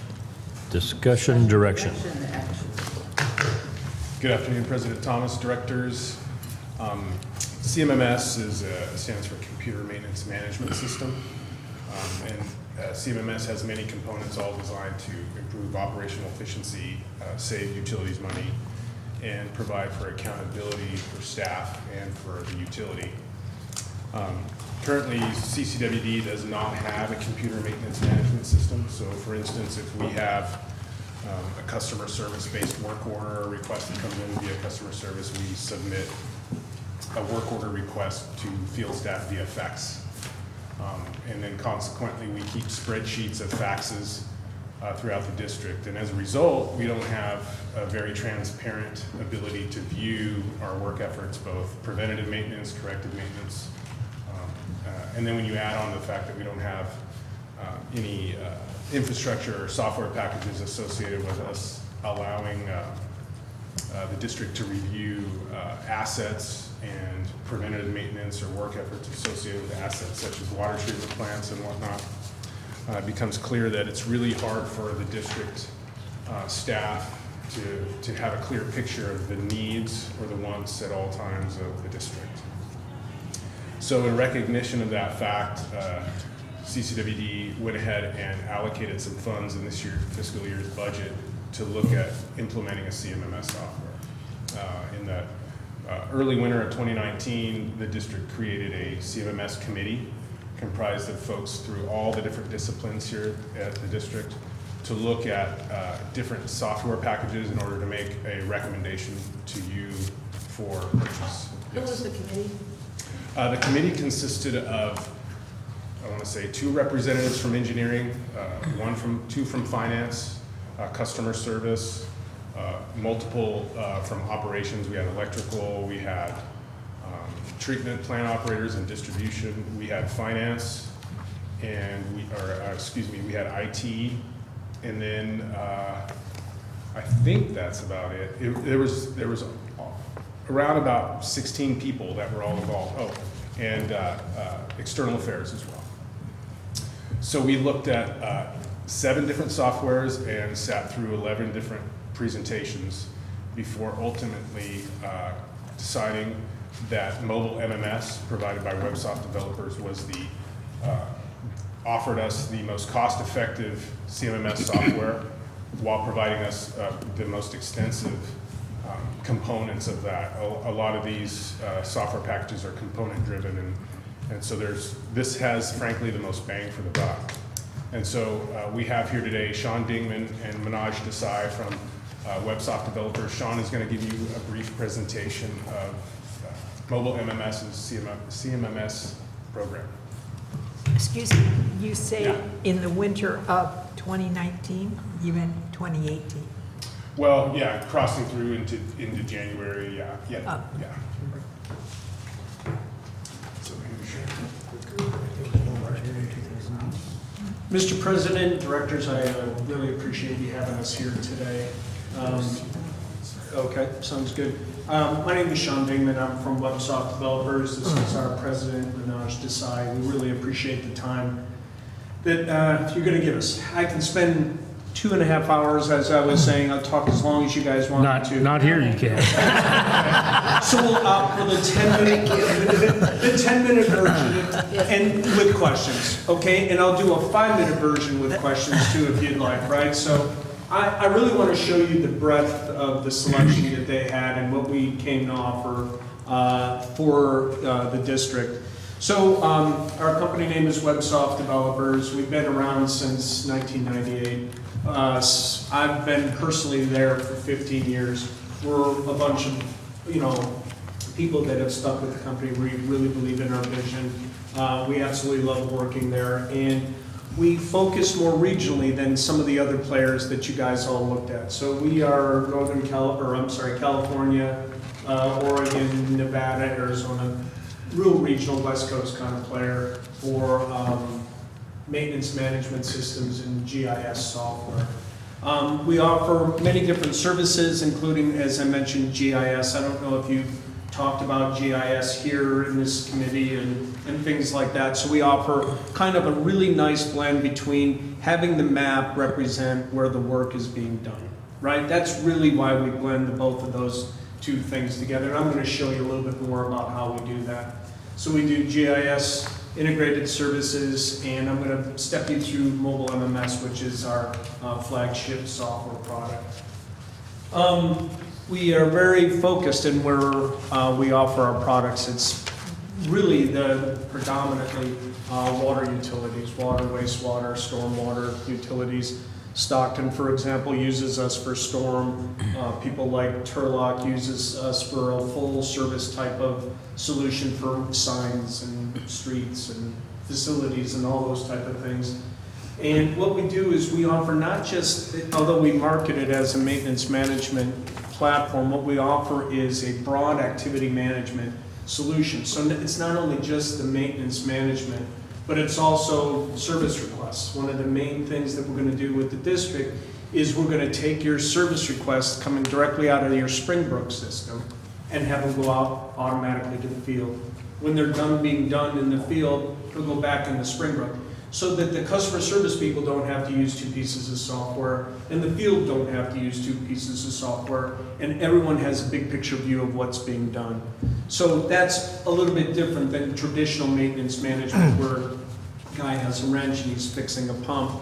This has to do with basically bringing the customer into the mix. Have you worked with Springbrook before? Has your software integrated with it in the past? Yes, Similar. we have, but there's multiple ways that we can integrate it. Ideally, what we're trying to do here with the district is a direct integration where we use a Springbrook sanctioned method to talk with the software. That's what we're going to do with the district, but it will require us to work a little bit harder. But we have other solutions. We, as part of the field trial that we did with the district, I'm going to show you how we already have the integration, adding more simplistic features. If I'm not mistaken, I think we had to go to Springbrook because it wouldn't integrate with another system that we had at the time. That may have been true. Some of the older systems, some of the ones like that are been around, like more of like mom and pop shops, utility billing software, don't integrate very well. Don't play with others. Can I add to just one other quick question? Yeah, sure. Will you be able to access Springbrook, or will Springbrook be required to do any modifications to accommodate your software? No, we're going to take on that burden ourselves. That's what we committed to the district. It was one of the things that Peter, he's still here. No, sorry, Peter actually put in our contract that we would work with Springbrook in order to do that completely. So they don't charge us extra money? I thought that's where you're getting, and that's the answer I gave you. Thank you. If I could add to that, the committee, one of the recurring topics of conversation was how to properly integrate with Springbrook. Okay. And one of the focuses for the CMMS software was, tell us how you're going to do that to make us feel comfortable in your effort. And does Springbrook allow that? I mean, do they know about another software working with it, and they're going to not ask for additional charges for something we're doing with? We have multiple different solutions. So if it gets to the point, so they, not to go into too much depth, but they have an API. It's like an interface that they have on their software. We're going to try to use that, which will allow direct, near real-time integration with them. And that will be our primary way of doing it. But there's other solutions that we can use that will offer near real-time interface with it that won't cost you anything else at all. You won't have to pay any additional charges for that. Okay. You have a newer version of Springbrook, and so we are going to opt for the API type approach as the primary approach. Thank you. So we talked about two. We talked about traditional maintenance management. We talked about customer service with Springbrook. But there's also a big other sector of things that would bring a tremendous amount of value to the district. And those are compliance activities. So environmental and regulatory compliance. So you have these backflow preventers out there and you need to test them or have somebody test them every year. We do things like that. You have restaurants that put horrible things in your sewer system. We do that. We manage the testing and the inspection of those facilities. Water quality testing, we put that into our system. Even things like effluent testing from your wastewater treatment plants. We do all of that type of things. We put in our system. We automatically generate the state reports from the data that you collect in the field. The fourth topic there is plant inspections and logging, and I think this is probably the biggest, as Damon said, the biggest bang for the buck is that we're able to have the guys put the logging that they do at their plants directly in our system so that pieces of data don't have to be recopied 4 or 5 times before they get on a report sent off to the state. Put them in once, do the complete report, everyone sees the information in real time. The district, by using us, we are a hosted solution. So every time that someone puts a piece of data in the system, they can see it directly anywhere in the district right after it got put in.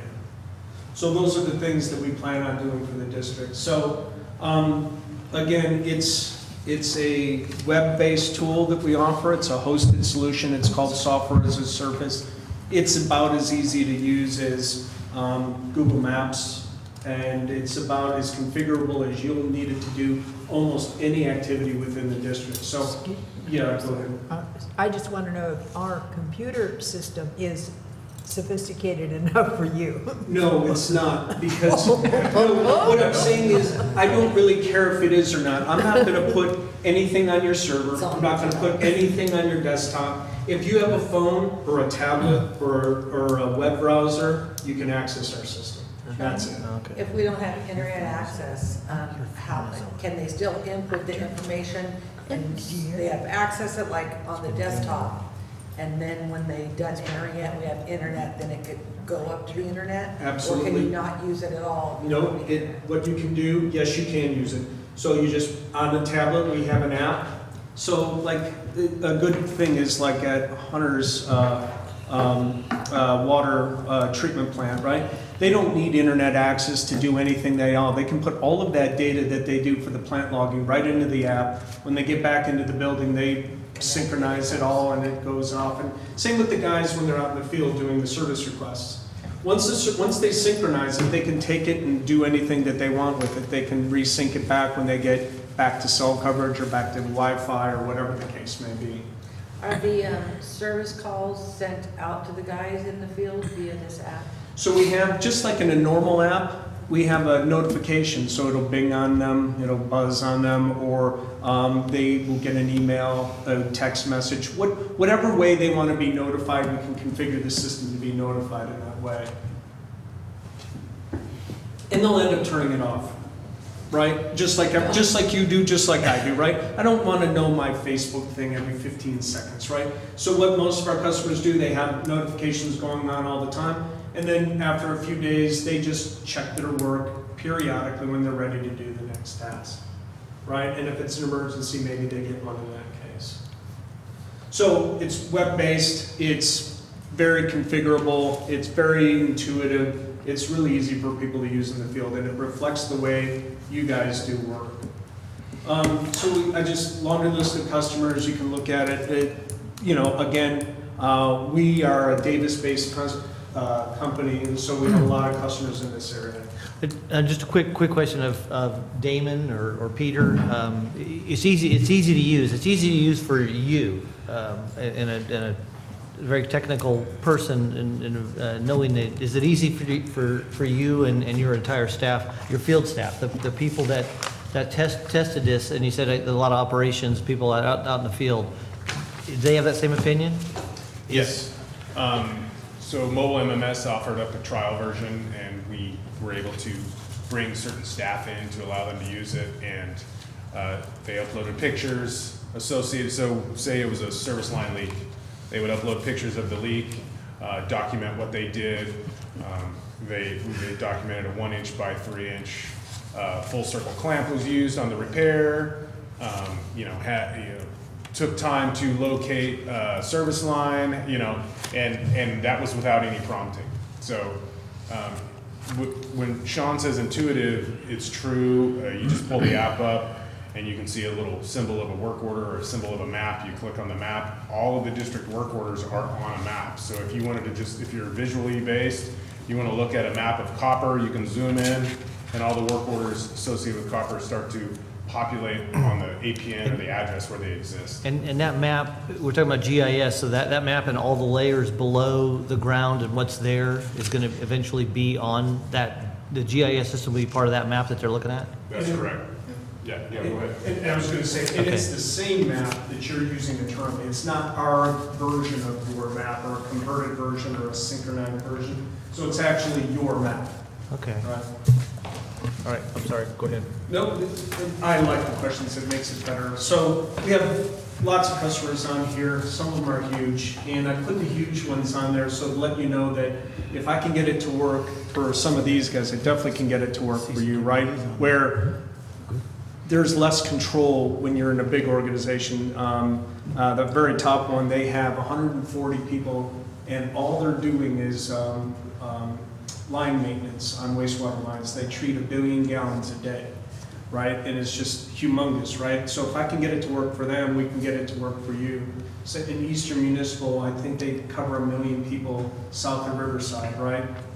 If we can get it to work for them, we can get it to work for you, right? So does terrain have any complications and lack of, I don't know, connectivity. Yeah, so, Coverage, so yeah.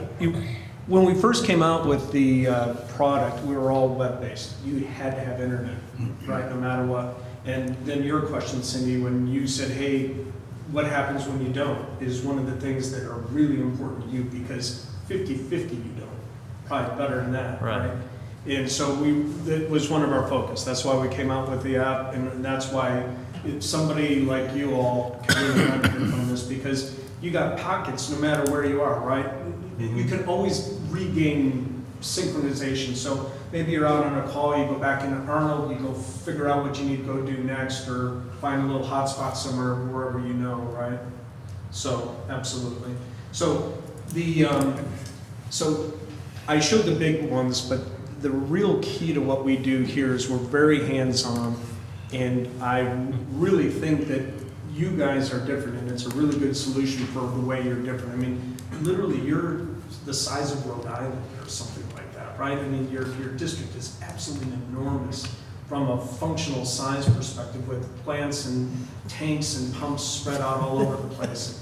And so our solution is great to address that, right? You have a very decentralized operation. Everyone's doing their own thing, and the ability for all that information to come in centrally in real time is going to really benefit you, because now we don't have to make that phone call. We don't have to make that, send an email or do all that kind of stuff. All that information is collected district-wide and comes into a central point. So we did, well, we're different, but we do a lot of these very unique things. We have been around doing this for a long time, and so we're able to do backflows and fogs and line cleaning and all this type of stuff. And so what we did is we said, okay, put our money, or put your money where our mouth is, well, however you want to say it, is that we did a field trial. We usually do field trials before we enter into any agreement with any of our customers, in order to prove that it's not just a lot of talk, that we can actually do what we said.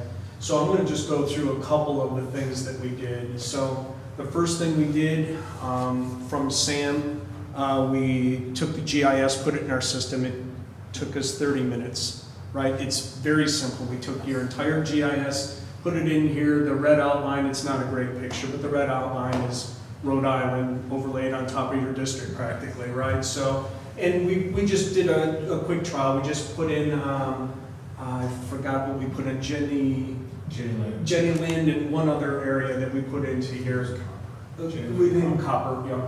So we did that instantly. So those red little pin drops on the map represent service requests that we did overlaid on top of that map. There's no synchronization. If one of the GIS guys changes the map, it changes immediately on our system. It's just as simple as that.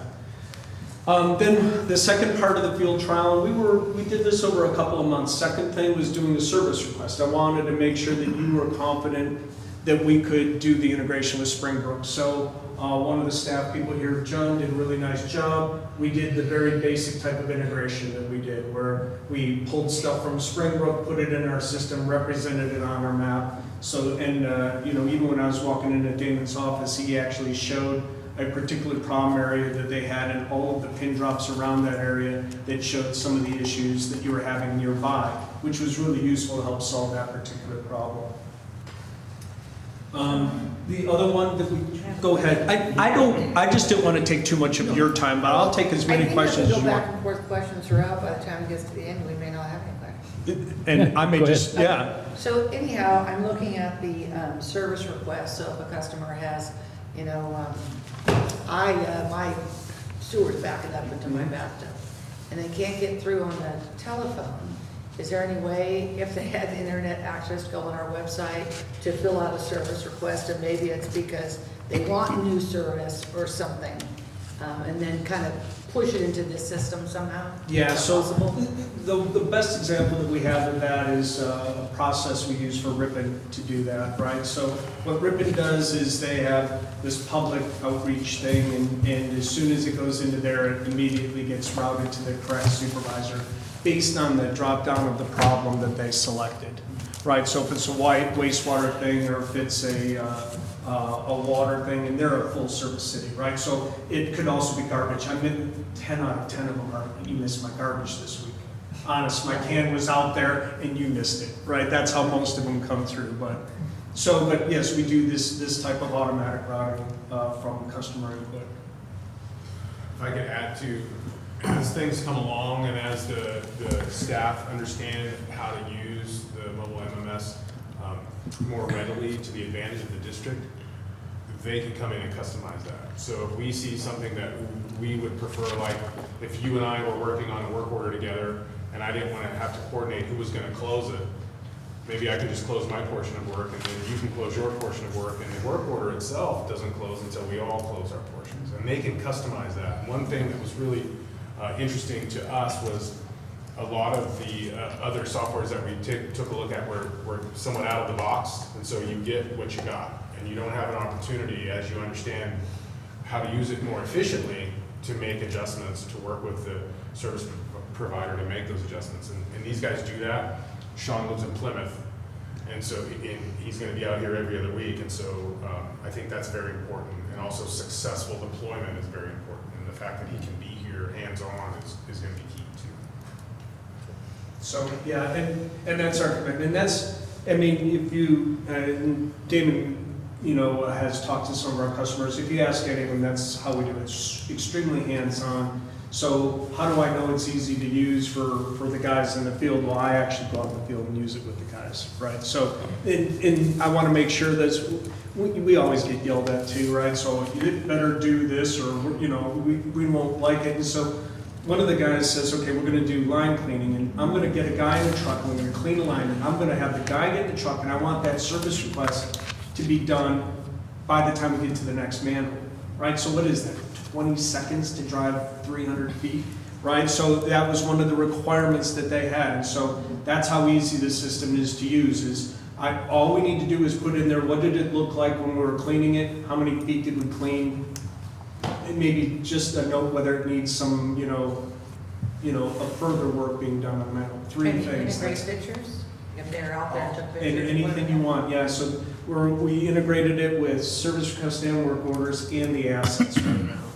You can add pictures if you had an O&M manual for a pump or a troubleshooting guide for whatever. You can put all of that in, so when you're out in the field, you can pull up your tablet or your phone and you can read the manual right there. And you don't need the Wi-Fi to read the manual. It already got synchronized before you got there. So we did, we went through quite an extensive thing doing work orders. So I differentiated service requests, which are more kind of customer driven, versus work orders, which are things that need to be done more internally, either corrective or preventative, however that may be. So we integrated the work orders into the system as well as part of that trial. We implemented a good starting point. We put in 120 assets into the system.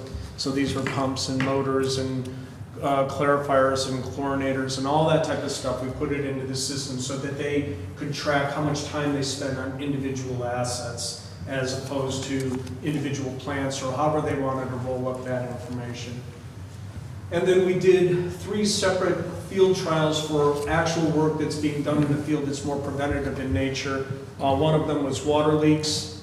So being able to track the water leaks and where they were throughout the district. This would be great for what they call asset management, where you say, well, I'm spending a ton of time on this pipe. Maybe it's time we replaced it. Or maybe it's time we replaced all pipes of this kind. Or maybe we replace all of these pipes in this neighborhood. So the beginning of asset management is to collect data on an asset by asset basis. So water leaks we did valve exercising, and we did line cleaning, sewer line cleaning. So we implemented those 3 features for the guys to get a taste for what we could possibly do in the field. And then the last thing that we did was plant inspections. So we went up to Hunters and sat down with the guys and basically took the clipboard that they had, with all the handwritten meter hours and check this and I checked that and all the stuff they wrote, and implemented it in our system with the ability for it now to be shared everywhere. And we did a complicated report that they use. It's called turbidity monitoring. When they shut on and they turn on and off the plant there, we implemented a turbidity report so that it allowed them to put the data directly into our system and then spit out a report directly from there. If the guys are logging in their numbers, and let's say there's an extra number, is there something in your system that would highlight, like, maybe this number isn't quite correct? Yeah, so A helpful tool to identify. we have a bunch of different checks that we can do. So we can say, okay, we only accept things between these two values like pH, right? So we're not going to accept 30 for a pH, right? We're not going to allow 8 for a chlorine level. You know what I mean? All these type of things, we have boundaries that are not acceptable. And then we have some of the things within a normal range that are high, that are a problem. And so we have the ability to create triggers so that people get notified, or it turns different colors, or all those type of things if they're not the right things. And we're able to narrow down their possible choices into a small box. Yes, no answers, 3 decimal places for meter readings, these type of things. So our implementation plan, Damon and I have been working on this, is that we would like to begin week after next, pending your approval of having us join you guys. And so what we're going to do is we're going to start rolling it out with customer service and the distribution folks, as well as the collection guys. And then as a separate parallel task, we're going to start implementing the assets over, I forgot how many we put on there, 17 or something like that, different locations that we have throughout the district, amongst 5 or 6 of the different managers of those plants. So those are the two things. What we tend to do is like short spurts, just like how we develop our software. Do something right, get it rolled out, be done with that. Then start the next thing, get it right, be done with that. And then we offer that as many parallel times as you have resources to work on it. But within a given team, we just do one thing at a time. And if it takes 2 years to get to the end of everything you can possibly think of, then so be it. Okay. So I put some tentative tasks on here that we're doing. The first step in getting good information and showing the value and the return on your investment for this is getting data in the system. The next piece is towards the bottom, only because you need some data to do it, is the reporting. How much time do we spend doing X? How much does it cost us to do a typical Y? How much time do we spend in the truck versus actually on site? Some of these kind of analysis. This is all things that we have in our system through dashboard and reporting. And just like the main system is customizable, so is the reporting. It's really unique to exactly how you do your business. So that's, I didn't realize it'd be too small to read, but it's a laundry list of all the things that I had proposed to Damon that we would do. Could you read them off, please? Damon, I got a question that may be more for you. Is if we approve this, it looks like it's $66,000 for the first year, $27,000 for every year after that. How long is that period? That's a 3-year agreement. This Okay. will be a 3-year agreement. And then with that, I know we're using clipboards and fax machines at this point for a lot of our stuff, and we're going to be replacing those with new equipment, I'm guessing. And or do we already have that equipment that we can use? We're looking at smart pads, iPhones, computer desktops. What are we looking at that we're going to need for everybody to have in the field and at the plants? Those 17 locations to use this. What additional cost is going to be necessary to implement this program? Gotcha. So all field staff have smartphones now. The district provides them smartphones. You can use this software on a smartphone. I would say roughly 70% of field staff have Surface Pros. You can use this software on the Surface Pro. All of the facilities have computers, desktop computers, and you can use the software on desktops. So the answer is 0. We need no more, no additional. Well, that's what I asked. You can say the answer is 0 simply based on the fact that we're already deploying Surface Pros for field staff independent of having CMMS. Because we can give them PDF maps right now. That's an advantage. They can go out into the field and they can read email, in the truck while they're flushing fire hydrants, and so that's an advantage. One thing to look at in the future is as those Surface Pros start to age out, is that the best path forward for remote tablets. Perhaps it's an iPad.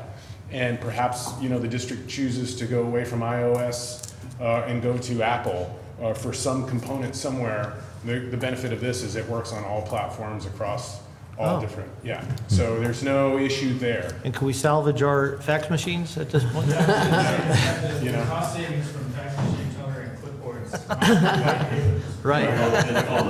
Okay. If I remember correctly, you painted the picture for us when you first talked about one of our field staff going out. Gone are all of the maps on his bumper and, Yep, that's exactly just right. here he is, going to be Yep. with a little, Yep, and the components of the different aspects of the field are also traveling in this direction. Water meters now will emit a signal that you can ping and you can find. So if you're in the snow in the future, what we envision, if there's an issue with a service line in the future, you can follow that ping to the meter through a software such as this.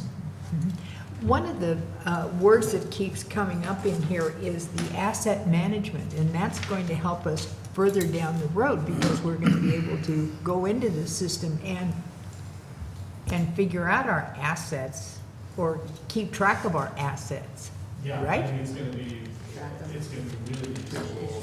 We have a pretty good idea in some cases of where the hotspots are. But this will help us, I think, narrow down it'll help us prioritize. Right. Track stuff over time. On this budget of $150,000, that covers the purchase implementation, including the mobile, everything for that first year, and after that, we'll be in the $27,000 annually. That's correct. And that $27,000 annually, is that a commitment for X amount of years? Three, so it'd be the 2 additional years would be the 27. I'm impressed with the capability of this system, but I think that maybe you should be concerned about it because it's so capable that we might not need you. Yeah, that's why I'm going to hold on to your user and log in. The 66,000 and the 27 and 27 add up to 120. What's the other 30,000 for? Yeah, good question. I don't think there is, I think you budgeted for 150. Right. Yeah. And of that, I don't think we used. So what's your cost? Here it is, one. So you guys left 30,000 on the table? I thought, I didn't know what there was, but I charge, we have a flat fee that we charge. There's some equipment purchase. It's based on the service area that you have and the customers that you service, so it would have been independent of whatever you had budgeted. So it is 120 is what we're looking at? Yeah, because Okay. as we were moving forward, we hadn't settled on a vendor yet, so we were still kind of roughing out what the cost would be, and And that is in our budget for this year? that's correct. Has anybody done any forecasting for where we're gonna be in 5 years? We've added,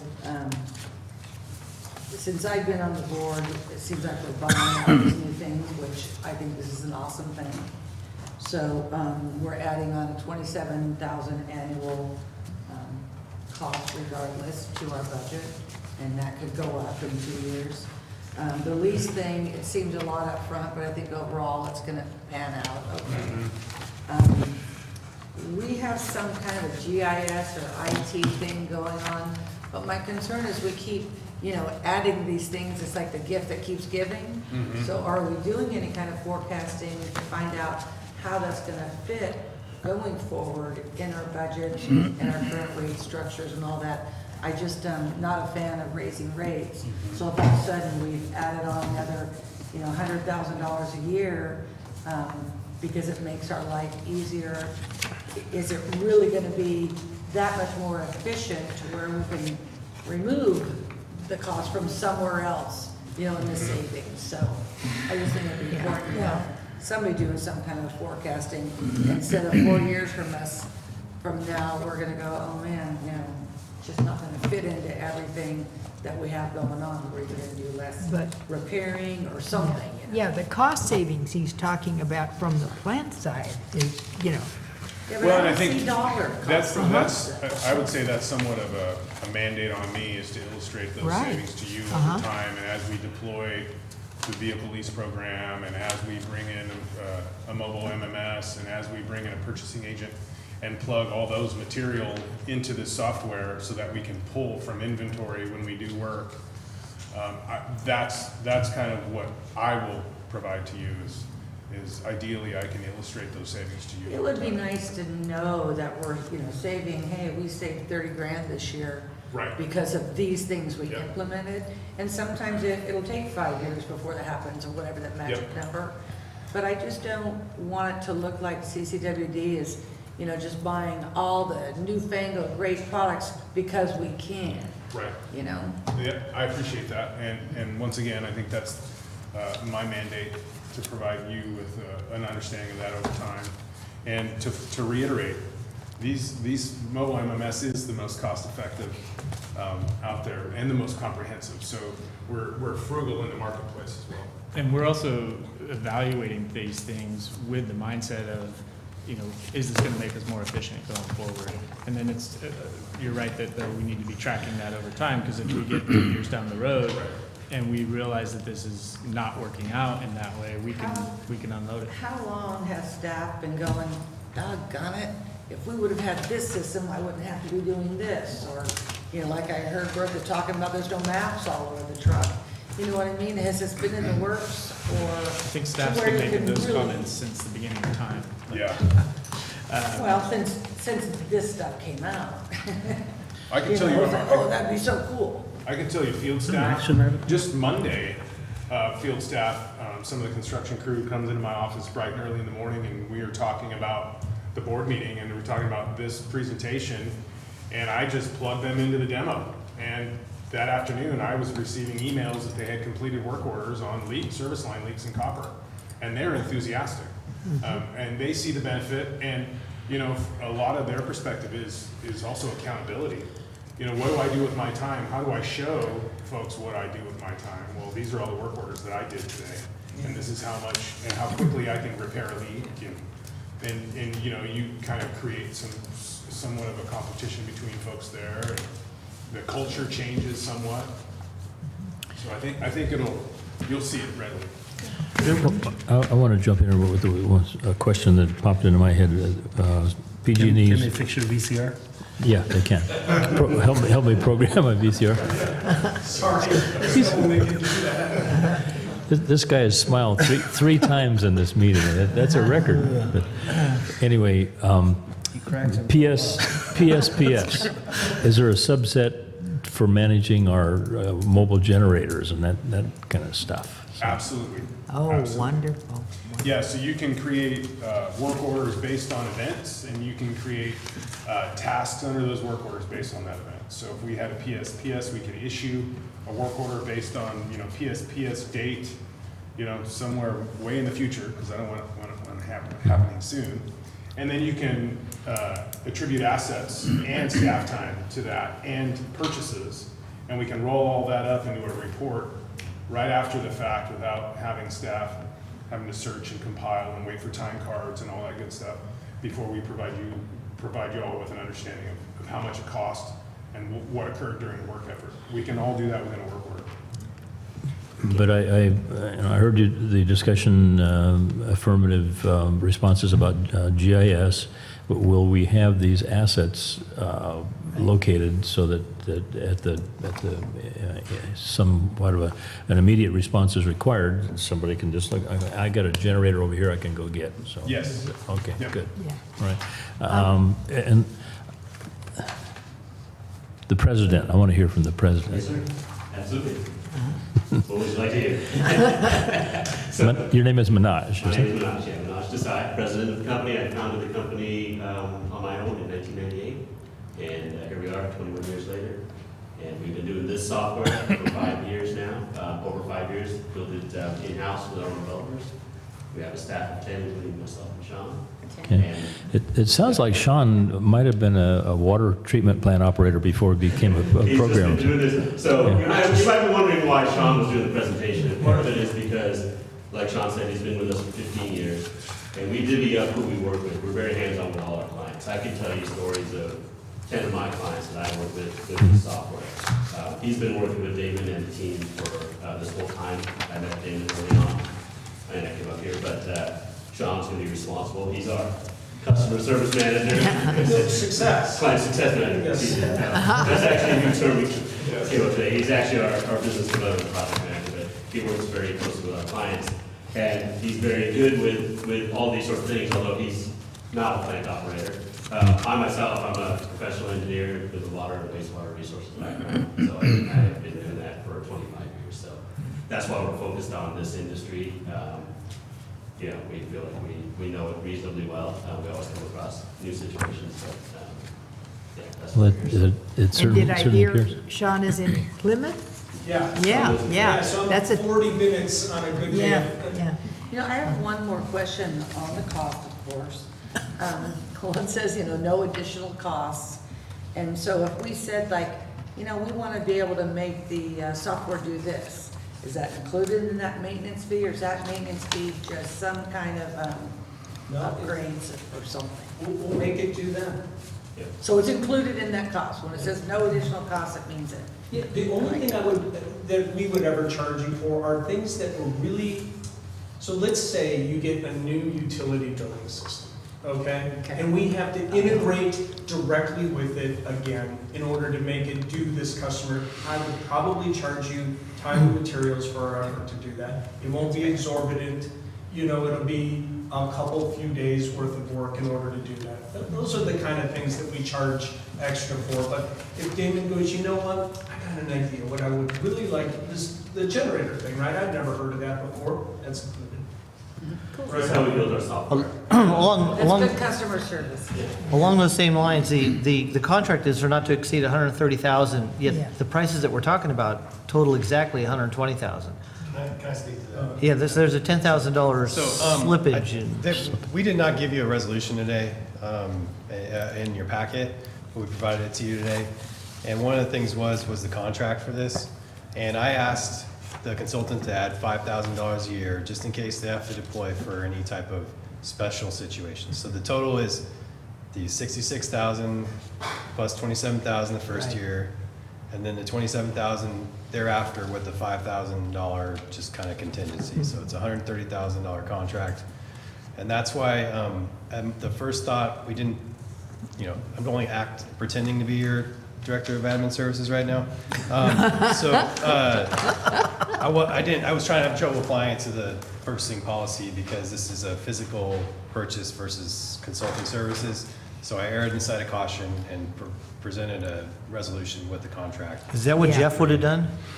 I didn't call him. I probably should have. But yeah, so it's a $130,000 contract over 3 years, with $5,000 per year in years 2 and 3 to come out and deal with very specific issues that are unforeseen. Thank you. Okay, could I say one more thing? Only one. No. Okay, one more thing. You know, you of course needed our support to make this thing work. And you keep saying GIS, and I do want to recognize Sam, because Sam has been working on our GIS forever, it seems like, and so I want to acknowledge the hard work that you put into making this system work. So Sam gave it to us, and we put it in 30 minutes. It was perfect, right? Sometimes it's bizarre. I mean, we've seen where it will take me 5-6 hours because there's no Sam there, right? It's a guy with an AutoCAD drawing that he's been with the district for 30 years doing AutoCAD. It's centered somewhere in Brazil, you know, and it's like just odd. So Sam did a fantastic job. Wonderful, and we want to acknowledge that. Okay. Yes, thank you. Call for a permit here pretty soon. I've got a question here on procedure. This, we ordinarily would be, before we could approve this, it'd have to be on, circulated on an agenda for longer than I think that's been provided here. Can we actually approve this today? So the contract has been made available, as I understand, and so you can approve it, and it's just making it, it's made available currently and can be made available on request if anybody requests it. So we took a look at it after the agenda, I think it was Monday, we revisited this and we decided that the language in the agenda was enough to provide minimum notice, but we also provide the additional documentation. Okay. So the revised agenda was it posted in the required amount of time? The revised agenda? We did not, We no, didn't we did not revise. circulate a revised agenda. The original agenda Right. item, we thought the language in there is adequate to provide notice of this item. We added the resolution after the fact. I just provided you with one that said resolution, so you knew what was happening. But it was noticed for purposes, it was noticed on the agenda, as I understand, with the prior. So even the way it's, that's a great It's question. noticed for pursuant to prior. It's a great Well, question. let's adopt it and move on to the next agenda. Well, can I make a motion? Please do. I'd like to make a motion that we approve the resolution regarding computerized maintenance management system contract with Mobile. Websoft Developers, Inc. All right. And what's the amount? for $130,000 over the next 3 years, not to exceed. Okay, second? Okay, we have a motion and a second. Any further discussion on this? Okay, seeing none, would you, public comment? No public comment? Okay, would you please poll the board? Director Cicada? Yes. Director Davidson? Yes. Director Ratterman? Yes? Director Underhill? Yes. President Thomas? It's only because the president spoke, so, yes. Thank you. Glad I brought him. President Thomas, very briefly, because I know we have a lot more to get to, I just want to thank and acknowledge the committee. Damon led the committee. They did, and it was a cross-section of staff across the district, and it was exhaustive. They vetted a lot of different options and weighed all the pros and cons, had a lot of different input. So I just want to acknowledge the very thorough process that Damon and the committee went through. And because of how thorough it was, I have extremely high expectations for Mobile MMS. And I think they'll deliver. Thank you, Damon. Should. Thank you, guys. Thank you very much. Hey, thank you, guys. Time and thank you for your support. For techie dudes, you are very detailed. Thank Speak you. English. Thank you very much. Okay, next. I want to acknowledge that the new general manager of Utica Water Power Authority is here today. So would you mind coming up and introducing yourself to the board? At least 10 minutes or so. Yeah. Yeah, we got to go all night. Keep it under 2.5 hours, right? I want to thank the board Thank you. for recognizing me. It's been a whole month now that I've been in the area, so I'm completely up to speed on all aspects of Calaveras County, right? Right. I think that's going to take a little longer, but on a personal note, my wife's very happy, happy wife, happy life. So we've already actually purchased a home. We have one in escrow in Angels Camp, so we're going to be moving in there at the end of the month. And we look forward to interacting with everybody in the community. You can't tell her that I said this, but she's on the Nevada County School Board, and I'll bet you she'll get recruited down here for Calaveras County as well. She's served within the school capacities for quite some time. I like the little small system that we have here. It's fun. I come from the gold mining area, so I enjoy that type of work. I'm getting into the trenches. I'm sure there's going to be a lot of that in the future as well. It's a good SCAF, a good culture, and I'd like to reach out, like I am now, to all the community members and other agencies and be able to work with them as well. So thank you for having me. Very good. Thank you, Steve. Welcome. Welcome. Come. Sorry? I said come back to visit again. I will. Okay. Thank you. See what? Here we go. Okay. We are down to 4C, discussion regarding submittal of USDA grant and loan application for district automatic meter reading project, AMR. Good afternoon. So this is more of an informational item, just to make the board aware of our activities on this project. I think it was a few months back, we submitted there was an agenda item and a board resolution allowing this general manager as an authorized agent to submit an application. So this is the application that is in progress, and it's for these automatic radio read meters. Just, you know, I just threw up a couple of pictures of what these things look like, just so we know what we're talking about. And so our standard meter is one of these mutating disc meters. It just has a standard register on it, so you can get radio read meters that are very similar to that, except they just have a radio component in it. Or you can get an ultrasonic meter, which doesn't have any internal mechanical components. It's all just a flow tube, and those may be have a little bit longer longevity to them. So this project would be district-wide, all our water service areas, Ebbets Pass, Copper Cove, Jenny Lind, Wallace, West Point, Sheep Ranch. And so that would include about a little over 13,000 connections. So we would replace every single meter in the entire district. That's, not the larger wholesale meters, but just anything, 1 inch and smaller. And so there's several benefits to this. We would get better water usage data. We can compare, our water production to what's actually being consumed.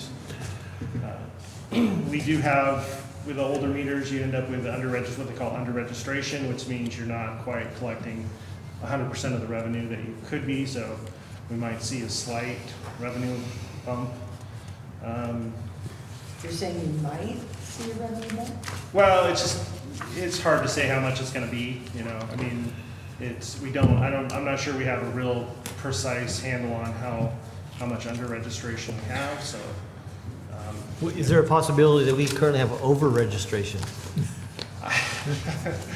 My understanding is that meters don't usually fail to the benefit of the other side of the meter? Right. Okay.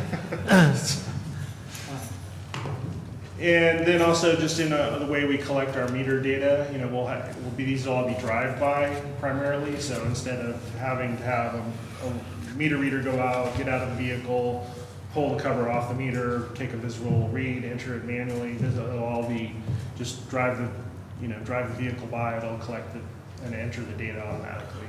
Are these the same, would these meters also be available at some point to be read through satellite? We also could potentially use a fixed network, which if you have a good line of sight, it's similar to our radio system. Right, So if you have fixed Wi-Fi. Okay. Right. If you have a good line of sight, you can set up a fixed network where you don't have to have any go do a drive-by. The data can be automatically collected. And the same meters would be able to be used for that? That would be Okay. that's what we want. Are there any areas that we'd be able to set that up right away without having to do the drive? This is a pretty substantial grant, so we'll be looking at that as a component of this grant. If maybe in the Copper Cove area, probably more the West County where you have a lot less topography issues to deal with. And has this grant been started? It's been submitted. So okay. And USDA staff they've been really pushing for this. And how long ago was it submitted? Last Friday. Friday, okay. Charles, what's the lifespan on these meters you're looking at? And why was it decided, what were the reasons for replacing all the meters in the district? We do our annual water audits, so I think this is being kind of somewhat driven from the state mandates, and we have to do water audits now for any service areas over 3,000 connections. So in part of our agreement in our water audits, they have a validation step. So part of that is increasing the reliability and quality of the data you collect. Accuracy. And accuracy. Yeah. So. What is the lifespan of these meters? So it's somewhere in the neighborhood of 15 years. So 15 to 20 years. And then the loan is 40 years? The loan's 40 years, yeah.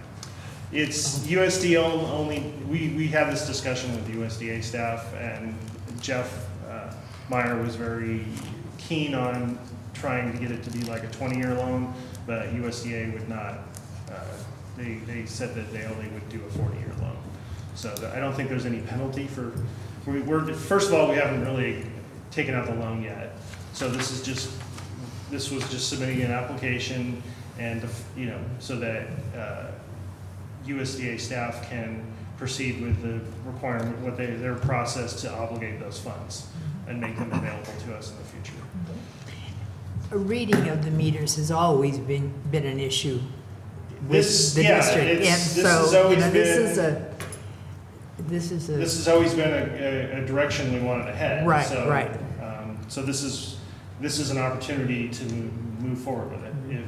And like I said, this is not, this point, we haven't obligated the district to anything at this point. It's just, this is more of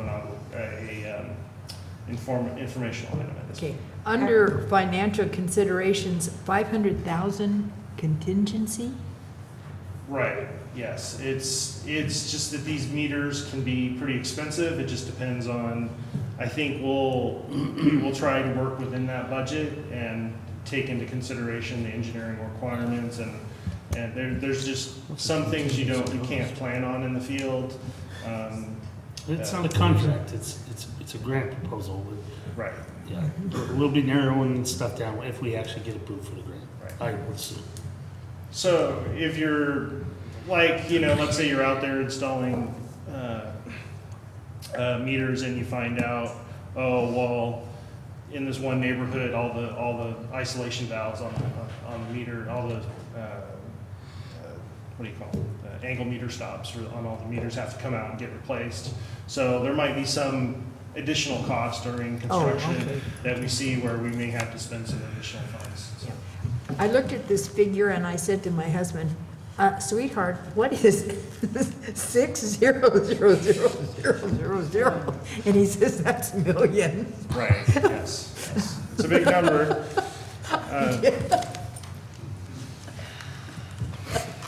It's only 6 Charles, minutes. have you received an MOV for your water audit, your non-compliance or anything? I don't think there's any enforcement at this point on water audits, so it's just a voluntary goal, I think, that you establish I voluntary just think goals. for $6 million is a large voluntary goal that, should be. Chair? There's some other benefits to too. apply for the grant. Is there a chance that the grant would pay more than just $1 million? Probably, I think that's the most, did you want to step in? I think that's the most that they are willing to consider, USDA. But we have more opportunities to consider the cost benefits. So if we get to a point where some of those questions aren't penciled out, we'll So you're not asking us to approve the project, to submit the grant, and then come back and say, all right. We're just telling you that we did it. Information only. Yeah. So what's next? I think one of the benefits is that, we currently, like up in Emmets Pass, we go 6 months, we can't even collect any meter data. Right. Because it's all buried in snow. So you have, the whole industry is kind of moving towards, these water balances where you look at what your, the water production at your water plants and compare it to the consumption and, these state mandated efficiencies. So we just, it's something that I think we have to move in that direction. It's just a matter of time. So maybe this is the opportunity, maybe it's not the opportunity. Or maybe doing an area at a time or something. Instead of Right. we should also learn, we have 2 full-time meter readers. So this will greatly reduce the labor effort involved. Yeah, gasoline, Yes, wear Cindy, that's and tear on your- trucks. Cindy, that's a savings. I was waiting for you to ask that question. Cindy? $6 million. It's not gonna, no, 6 million. We have several closed session items also, don't we? Yeah, we do. I'm just curious, I mean, it's an information item, it's I'll just wrap it up. Let's go. But we're just Good having idea. so much fun. Thank you, Charles. not me. Okay, this next item is from Mr. Martin, discussion direction on the fiscal year 2018-19 fourth quarter investment report. Make this quick. Quick. Do you have any questions on the report? No, not right now. Does it need to be accepted? Yes. Did you just do it first? No, I don't know if is it action? So, there's a Yeah. motion minute. I'll move we accept it. Second. But I want to talk some more about it. It looks good to Looks me. great to me. Looks good, Peter, good job. Okay, we have a motion and a second. Do we have anybody that wishes to make a comment on this? No? Okay, Rebecca, would you please poll the board? Director Cicada? Yes. Director Davidson? Yes. Director Rademacher? Yes. Director Underhill? Yes. President Thomas? Yes. Okay, going on to 4E, we have a discussion and action regarding rules and regulations governing water and wastewater, Article 3, Section 21E, termination of service. This is interesting. Good afternoon, Mr. President, members of the board. I'm so pleased to be at the end of your agenda because I see so much energy up here, and I know we want to spend a lot of time on this item. So I do appreciate your patience and attention to this because this is a significant policy change that we're considering today. So if I may, we did work with the Finance Committee. Thank you to Director Underhill and Director Cicada for providing direction to bring this to the board. But I did want to make sure that the full board is updated on how we got here today. So before we talk about termination, I want to make sure that the board understands the suspension of service policy because it's very closely linked and it kind of informs why we have termination and suspension. So back in the 1990s, we had a very flexible suspension of service policy to the point where a vacation homeowner could call us up on Friday night and say, I'd like to unsuspend my account so I can have water while I'm up here over the weekend. And then on Sunday night or Monday morning, they'd say, please resuspend my account when they went back to the Bay Area. And we weren't charging for those, and that was kind of an abuse of the suspension policy. So what we did is we tightened the suspension policy up fairly significantly. And so at this point, the policy as it is today, you can only receive a suspension if you have 75% or more of the structure damaged and it's uninhabitable, if a government agency says that you cannot occupy that structure, or there's something outside of the person's control that prevents them from living in the structure. We also said if you do suspend, you have to suspend for a minimum of 6 months and then no more than 2 years, because we feel if you do have some kind of catastrophic fire or something of that nature, within 2 years you should be able to get it to a habitable state again. So what has happened with suspension is it's worked for some people, and it's actually worked for most of our customers, but there are some customers who actually want to terminate. And so I want to give you a little history on the termination of service policy that we've had. So back in the 90s, when we were kind of loose on suspension, we did have a termination of service policy, and we did allow people to terminate, but they had to sign a document saying that they would forfeit all capacity fees paid, and it was as though we had never served them. And that was the deal up until 2010. And at that point, the board of directors at the time decided that they were going to change the termination of service policy to really just a one-liner, which says that termination of service is not allowable under this policy.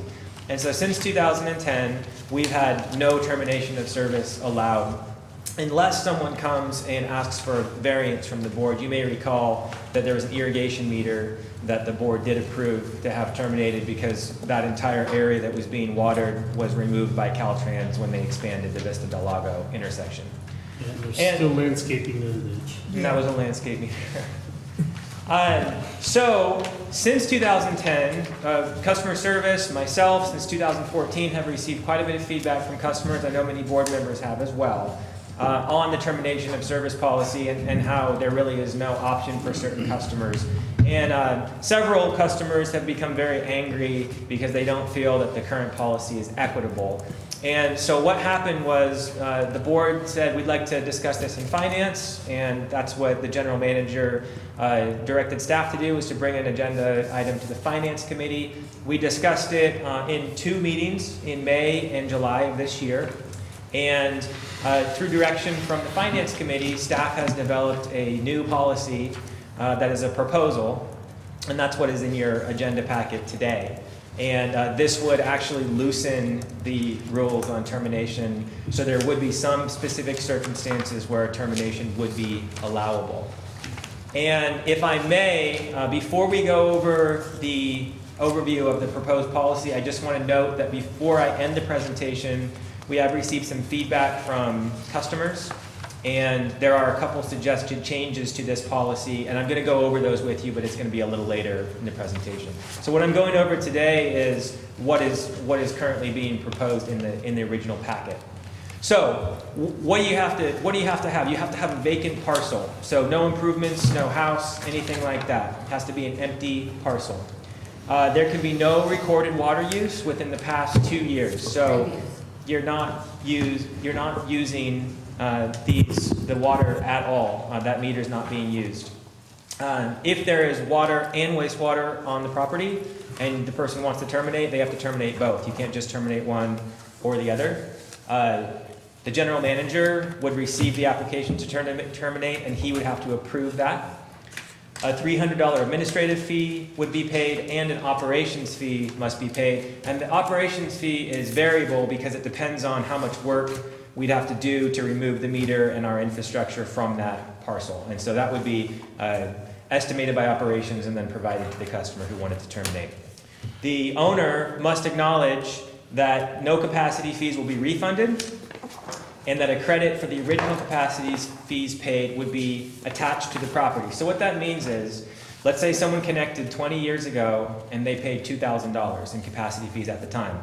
They would get credit for that $2,000 and it would be attached to the property. And if they were to reinstate at a future date, they would have to pay the current capacity fees less that $2,000 credit. What if and we're looking at our capacity fees right now, and they may change. And what if that capacity fee is lower in the future? If the capacity fee is lower than what they paid Do we owe 20 them? years ago, Yeah. we would not provide any refunds of capacity fees per the current policy. So they would not get any money back from us. So it's going to be written as whichever is greater, equal value or lesser or something like that. It'll be equal or... Yeah, that wording should change.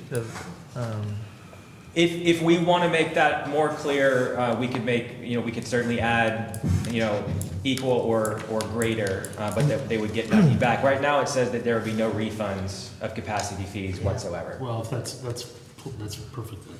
Okay, and what, the other thing I want to, just for transparency's sake, it seems to have there will be a fee, an operations fee, a variable operations fee, and I think we can kind of guess about what that would be. I mean, we could probably guess it's going to be less than something, depending on how many times we've done it in the past. Should we put something not to exceed $700 or not to exceed $1,000? Then if we do that, then we have to change it every time we want to change the fee. We got to redo that. No, not to exceed. It's going to be. It could be much less than that. Something that's going to be higher. We can't make something up. We actually have to have it backed up by actual. Well, no, stats. that's what I'm saying. We've done this. We've removed. I don't know how many. We've removed them in the past, so we know about how many. And I can see getting to it, how deep it is, how hard it is to get to, what else we're dealing with, how far we have to drive, those sorts of things. They're going to come up with some sort of a fee, just so it's not a variable.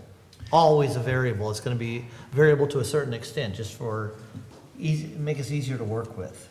Yeah, I appreciate that point. I think customers would appreciate that. When we discussed it as the management team, we just felt that because this policy may be in place for a long time and each circumstance is truly going to be different, that even if we gave a range, we might get ourselves into trouble. So just like right now, we don't give a standard cost to serve if someone wants to connect to our system.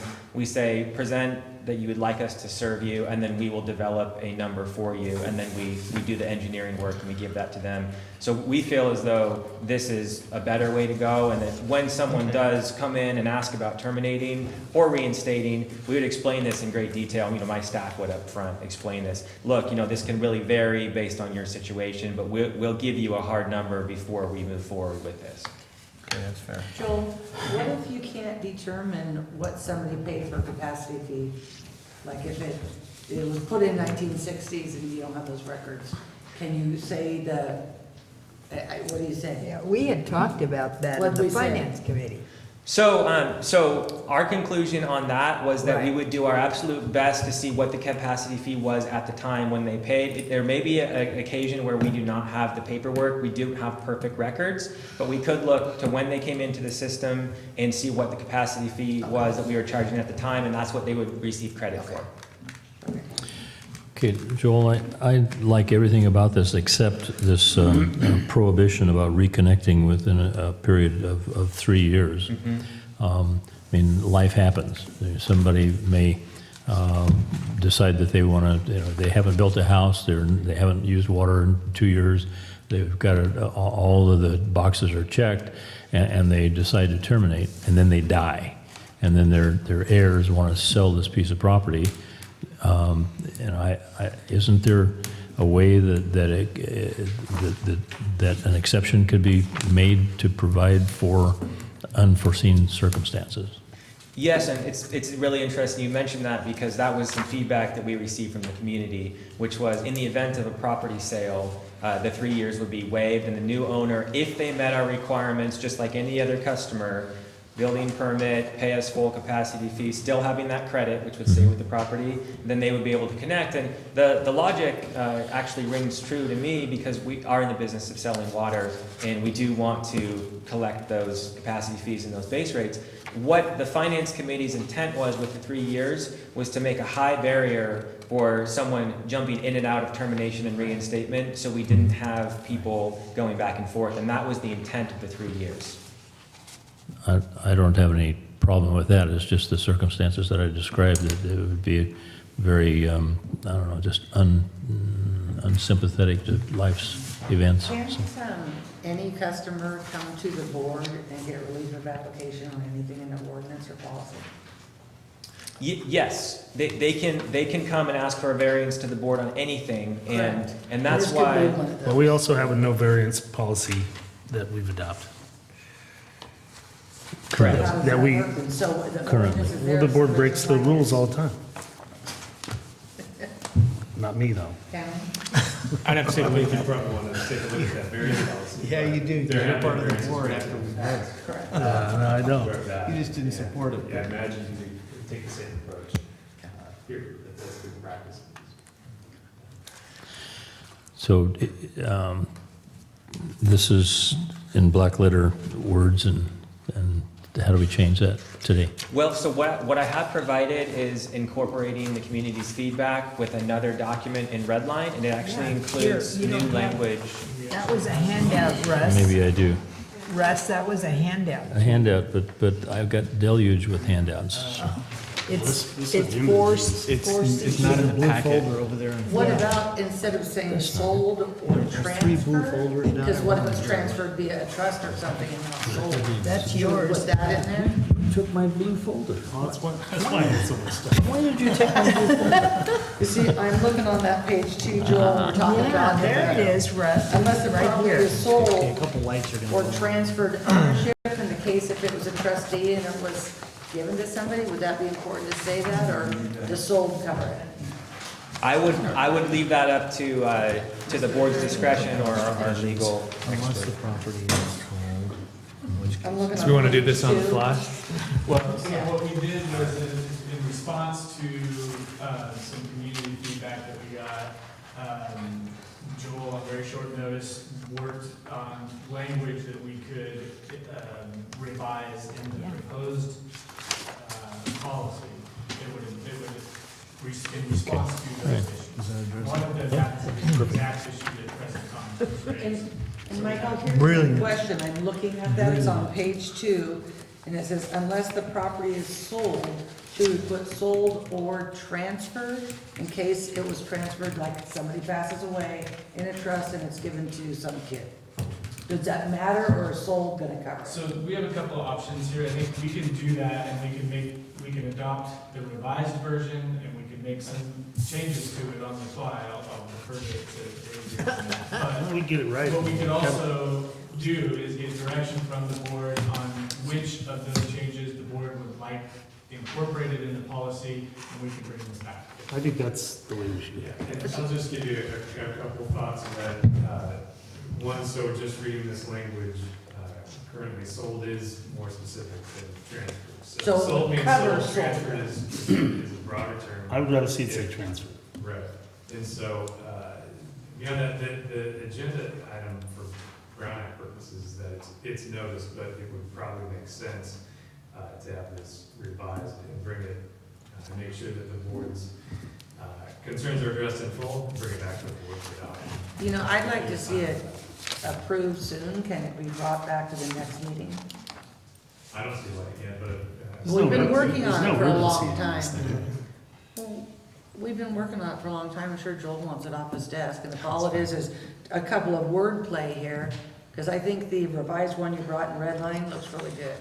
And if it's in response to other suggestions, you know, changing to transfer, and if that's the only change, I mean, why can't we do it? Well, it may now? not be the only change. Let's take a look at it and go over it. Yeah. Hey, Counselor, along the same lines, should we also bring back the computer maintenance management system item?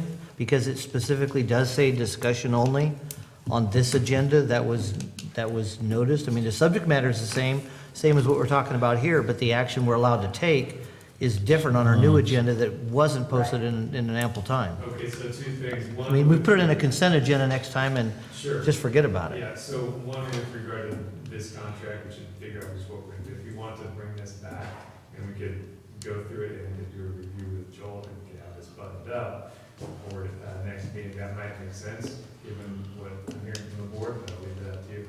With regard to the prior contract, I haven't seen, so I see the current agenda, I've seen the current agenda. The prior agenda, I understood it to be agendized as an action item, and you're saying it's Not, no, just discussion only. Just discussion? Yeah. Okay. In that instance, I think that is correct, that it would be recommended to agendize it as an action item. Put it in the consent agenda. My understanding is it was agendized as an action item. No. That the content of the contract would change. It was agendized and publicly noticed as a discussion item, discussion item only, right. So I think, so that would be recommended for that item. All right. For both items, same treatment.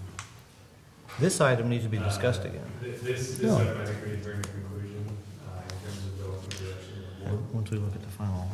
Okay, well, as I understand it, the board pretty much, we have, Bertha hasn't weighed in on this, but we need to discuss this further to, Yeah, we've gone through then- this yeah. in the finance I would like to committee for accept 2 the- months, so that, as, like Cindy's saying, so, I'd like to make a motion that we accept this policy Yeah.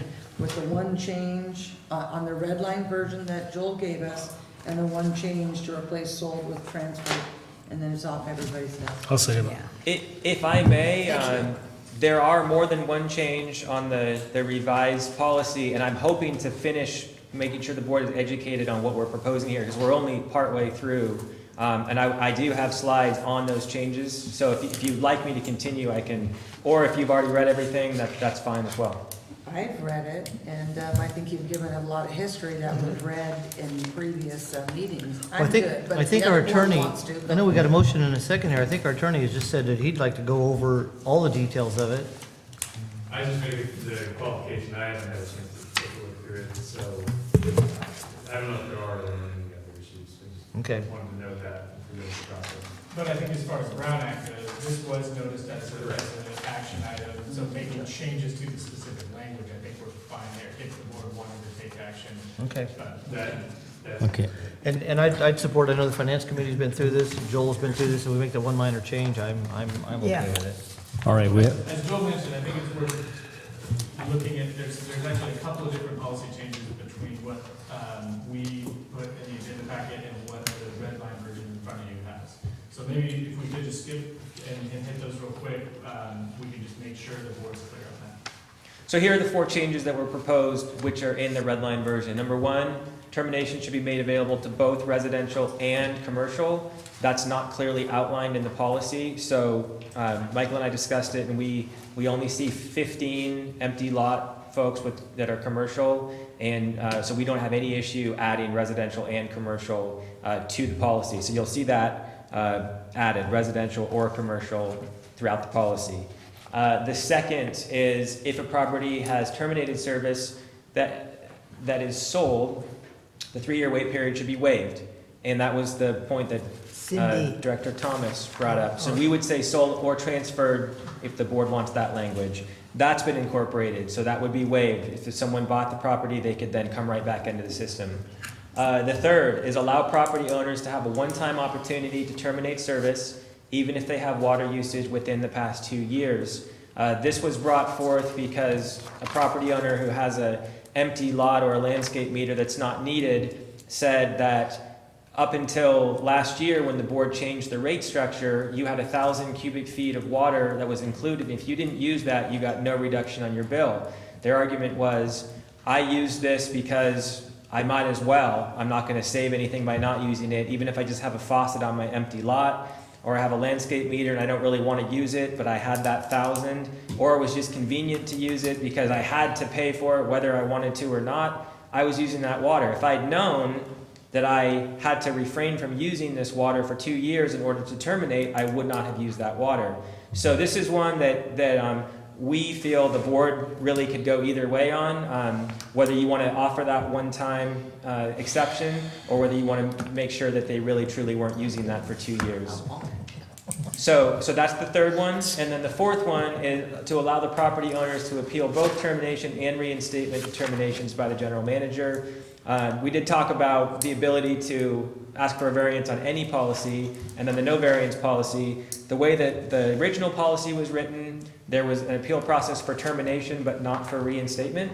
And so what we did is we just moved the appeals process to a separate section, and it covers now both termination and reinstatement, and we didn't have any problem with that being restructured. So those are the suggested changes, and those are what have been included in this revised document. My motion still Okay. stands. That doesn't change the motion or the second Okay. support? Okay. We have a motion and a second. Anybody want to make any comments on this? Additional comments? If not, would you please poll the board? Director Cicada? Yes. Director Davidson? There's still time for you to change your No, mind. I'm a no. You seconded and you're voting no. All in for time, you know? All right, It's the last sentence. We're allowing property owners to appeal the termination. We have a policy that doesn't allow appeals to the board. It's in conflict.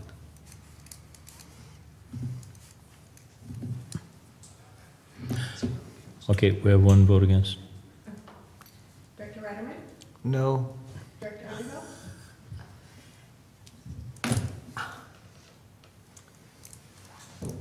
Yes. Director Thomas? Yes. Thank you. On the variance thing, yeah. It's all on, you know, we got to get a grip on that. We can't have conflicting things. I mean, I support this other than that.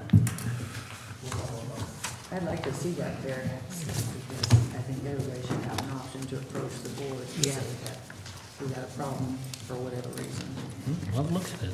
Okay, we're on item number 5, reports.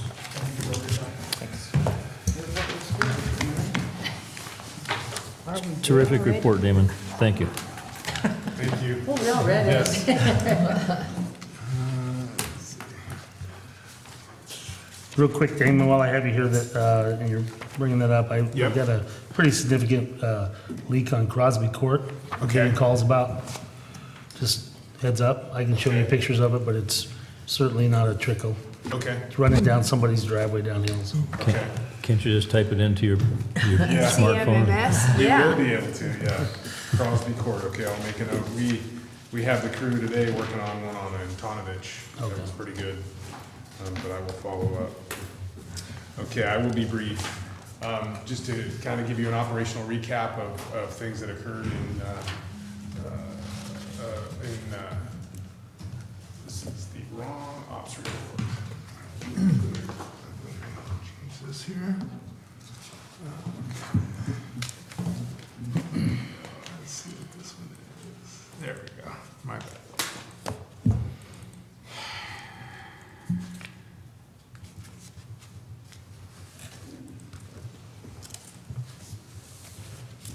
Okay. My apologies there. So we had quite a significant main break at Baldwin and Usher, and the pictures tell quite the story. It was the 8-inch AC main coming down basically right at the intersection of the roads there, and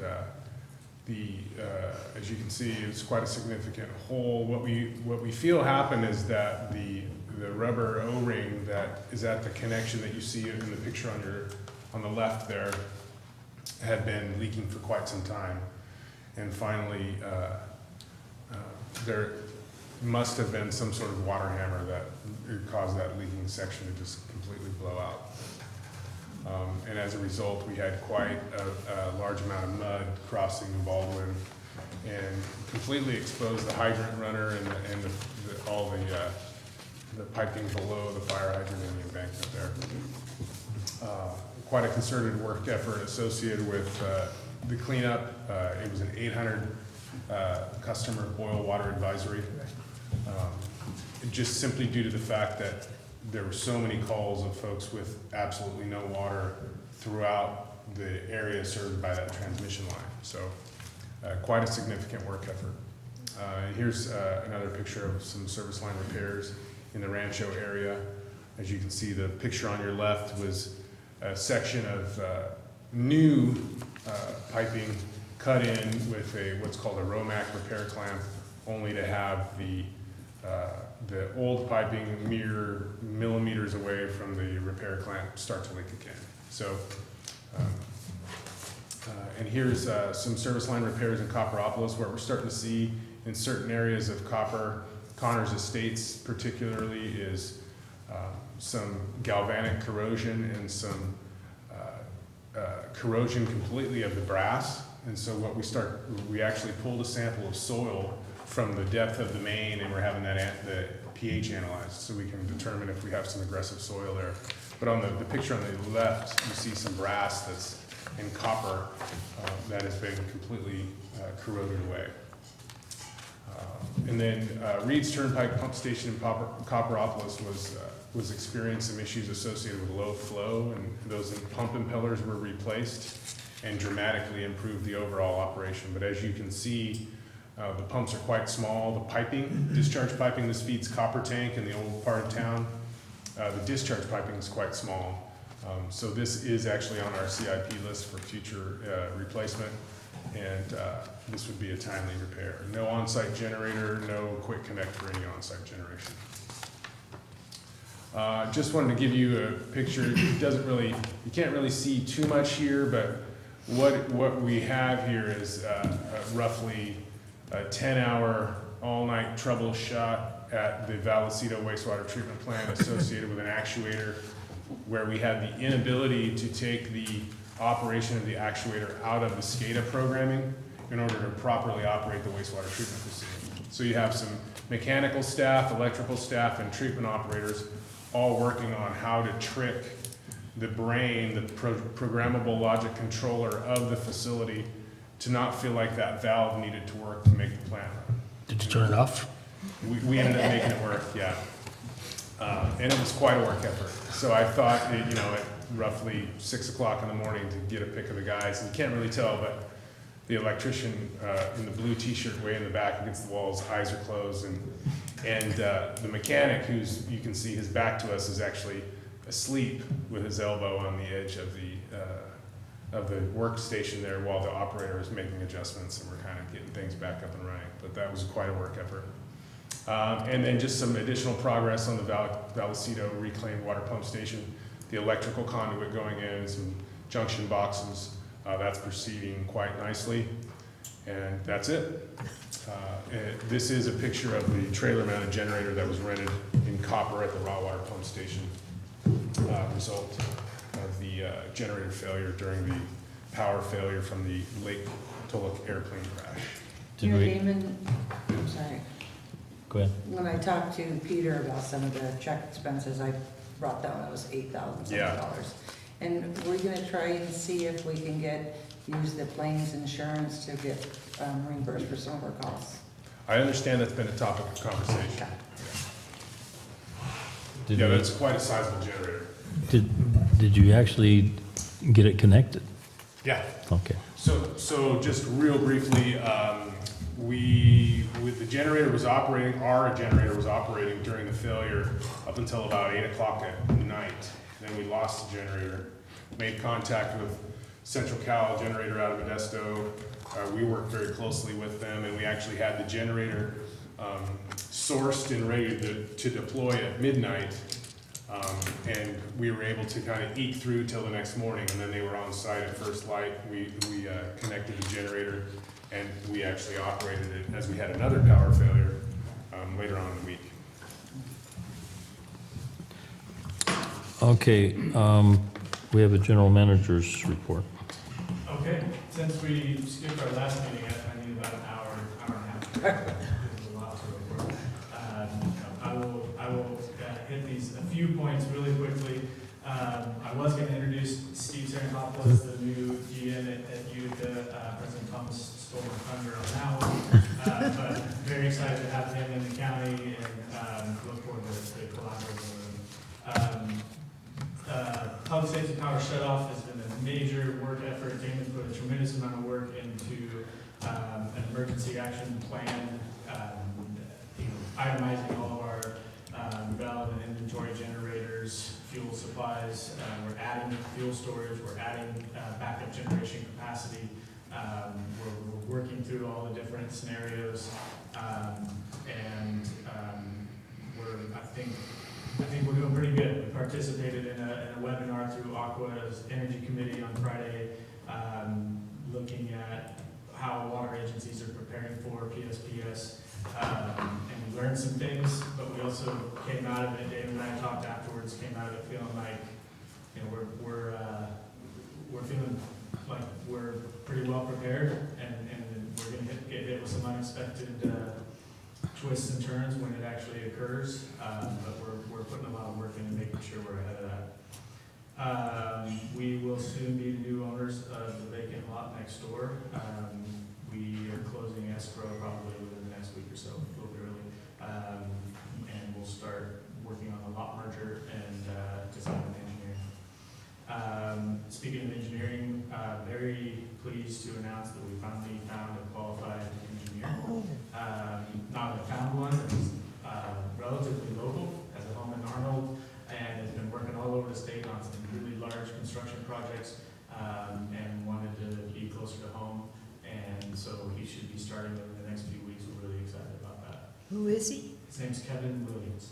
Kevin Williams? What kind of experience is he? Water, wastewater? He's got a lot of pipeline, underground experience, not a lot of treatment plant experience, which is okay.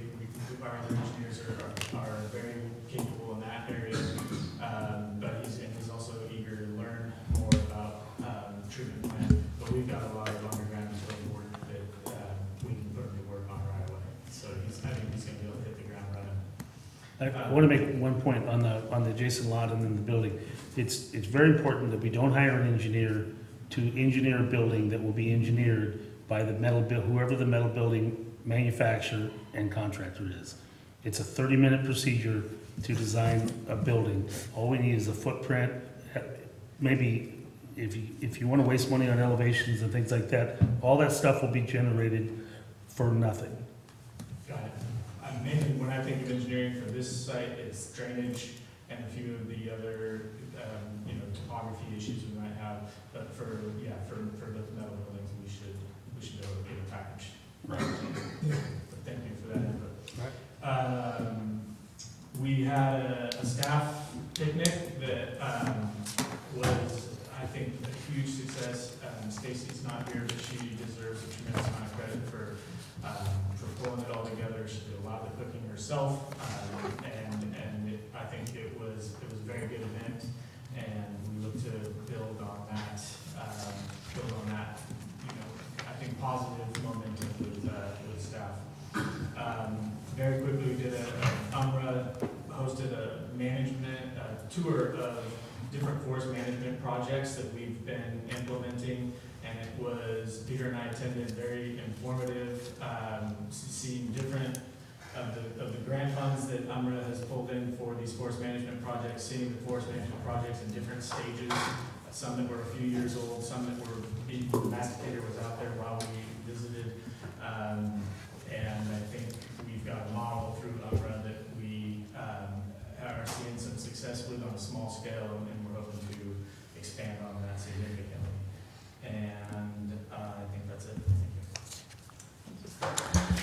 Okay, board reports, starting with you, Cindy. There was no IRWM JPA meeting in July.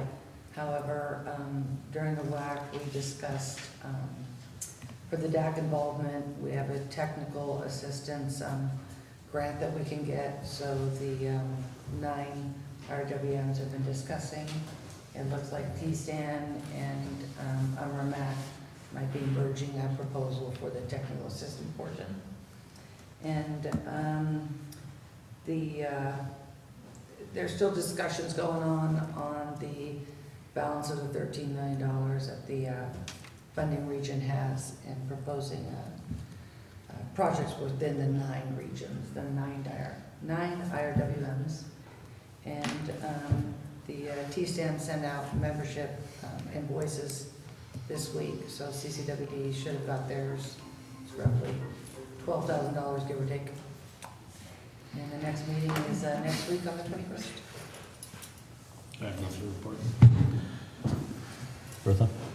Oh, my turn? Mm-hmm. Okay. I don't know if any of the rest of the directors had gotten any feedback from it's our 3rd year of the 5-year rate increase, but I had some customers, and that's the way it is. I mean, as I say, it's 3 of 5 years, and we've got a couple more years. So we want to make sure that we, insert that into the bill. I'm sure that you've done that, but however else we can do outreach to the customers would be appreciated, even though the increase is very minimal.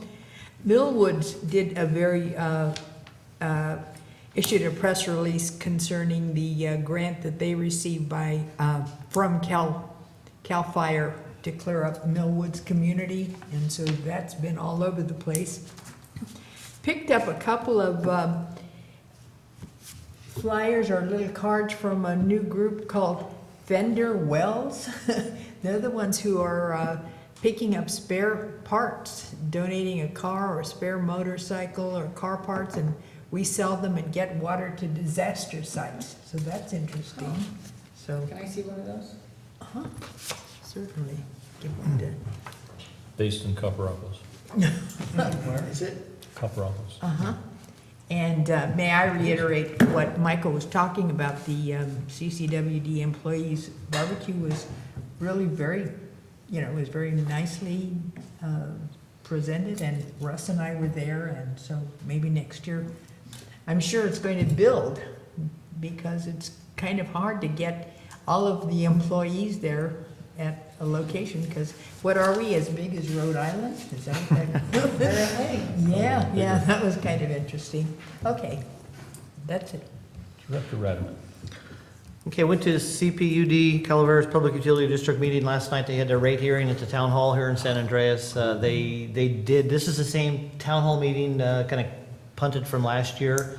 They didn't get, they got a motion last year, didn't get a second, didn't even vote on it for rate hikes. They did put together an ad hoc committee, made up of two of their directors and a bunch of staff, and they've been working on it for about 5-6 months now. They were very organized, put together a very, very nice presentation as to their needs, and did eventually implement a rate, a five-year rate hike, and it was voted on 4-1 and passed. So it seems to be a common theme in raising rates in utilities. I know Valley Springs is in the process of doing the same thing, and it was also defeated by a Prop 218 process last year, and you're probably going to be faced with the same dilemma again this year. It's so small. What's that? Angels Camp's just passed this week as well. Yeah, I think there's like 400 people in Valley Springs, 400 connections, and so all I need is 200. And we only got 420 votes. Yeah. So, but last night, the Prop 218 process, they needed 1,100. They had 124 going into it, and all the protest organizers had said, don't bring any of the protests to the district office. Take them to the meeting at the town hall last night. So it did provide a big intermission of counting this box of protests that had been brought there, and they ended up with over 500 in the box that were brought that night, but still they needed about another 900 last night or a little over 900 to get it done. So they have implemented the rate hike. I think it starts at the end of August. It'll be affecting my bill personally. Camera meets. The Mokelumne River Association meets this Friday. Calaveras County Water District is a co-host to that at the Leger, 10 o'clock. Camera meets next Wednesday here in this room, 2:30. And as a part of Mountain County's Water Resource Association, we're putting together I think I've told everybody here, a tour and a reception November 14th. I reached out to Steve, November 14th, it's Thursday night in Murphy's. We'll be making it part of the tour the tour will be for the Mountain County's board solely. The reception will be for all electeds in Tuolumne and Calaveras County. I think everyone here will be invited to the reception. The tour will include McKay's, our water treatment plant in off Hunter Dam Road. I have reached out to Steve with Utica to possibly tour the Hunter's Dam and the ditch system, and so we'll be trying to include that as well as have a stop at NCPA. And we'll be making a dry run. I'll be doing it on Monday just to kind of get the timing down for the tour. That's all I got for now. What was the date on that? November 14th. It's a Thursday night, probably 5:30 reception in Murphy's Hotel, and it's a Mountain County's program. Murphy's Hotel in Murphy's. Okay. That concludes. Okay. I just wanted to mention that I enjoyed attending the annual NCPA barbecue event in Murphy's Park, which was good, and met. We were all there. Yeah, we were all We don't need to talk about everything we were all at. Huh? Well, this is significant, though. I missed it, Russ. Tell me about it. You didn't meet the new power plant operator, and we got an invitation to go through the power plant, the NCPA power plant. Awesome. Have you been through it? I have. Okay, well, tell me about He's it. done I want to go. You're getting back in your curmudgeon mode. So. He's been sitting here too long. And the employee appreciation event was really very good, and compliments to the chef. Did a good job on the barbecue. At some point, I should have interjected this after your report, but the Briquetto request, is that being dealt with? Okay. All right. Okay, next, I want to announce that we have, our next meeting is on August the 28th at 1 p.m. We have also followed by a Wednesday, September the 11th at 1 p.m. regular board meeting. Now we're going into closed sessions. We have 3 of them. Real property negotiations, conference with legal counsel, but anticipated litigation, and conference with labor negotiators. And we'll be back to report on any action items. Going in the other room or staying here? Go into the meeting, all you gotta do is that thing right there.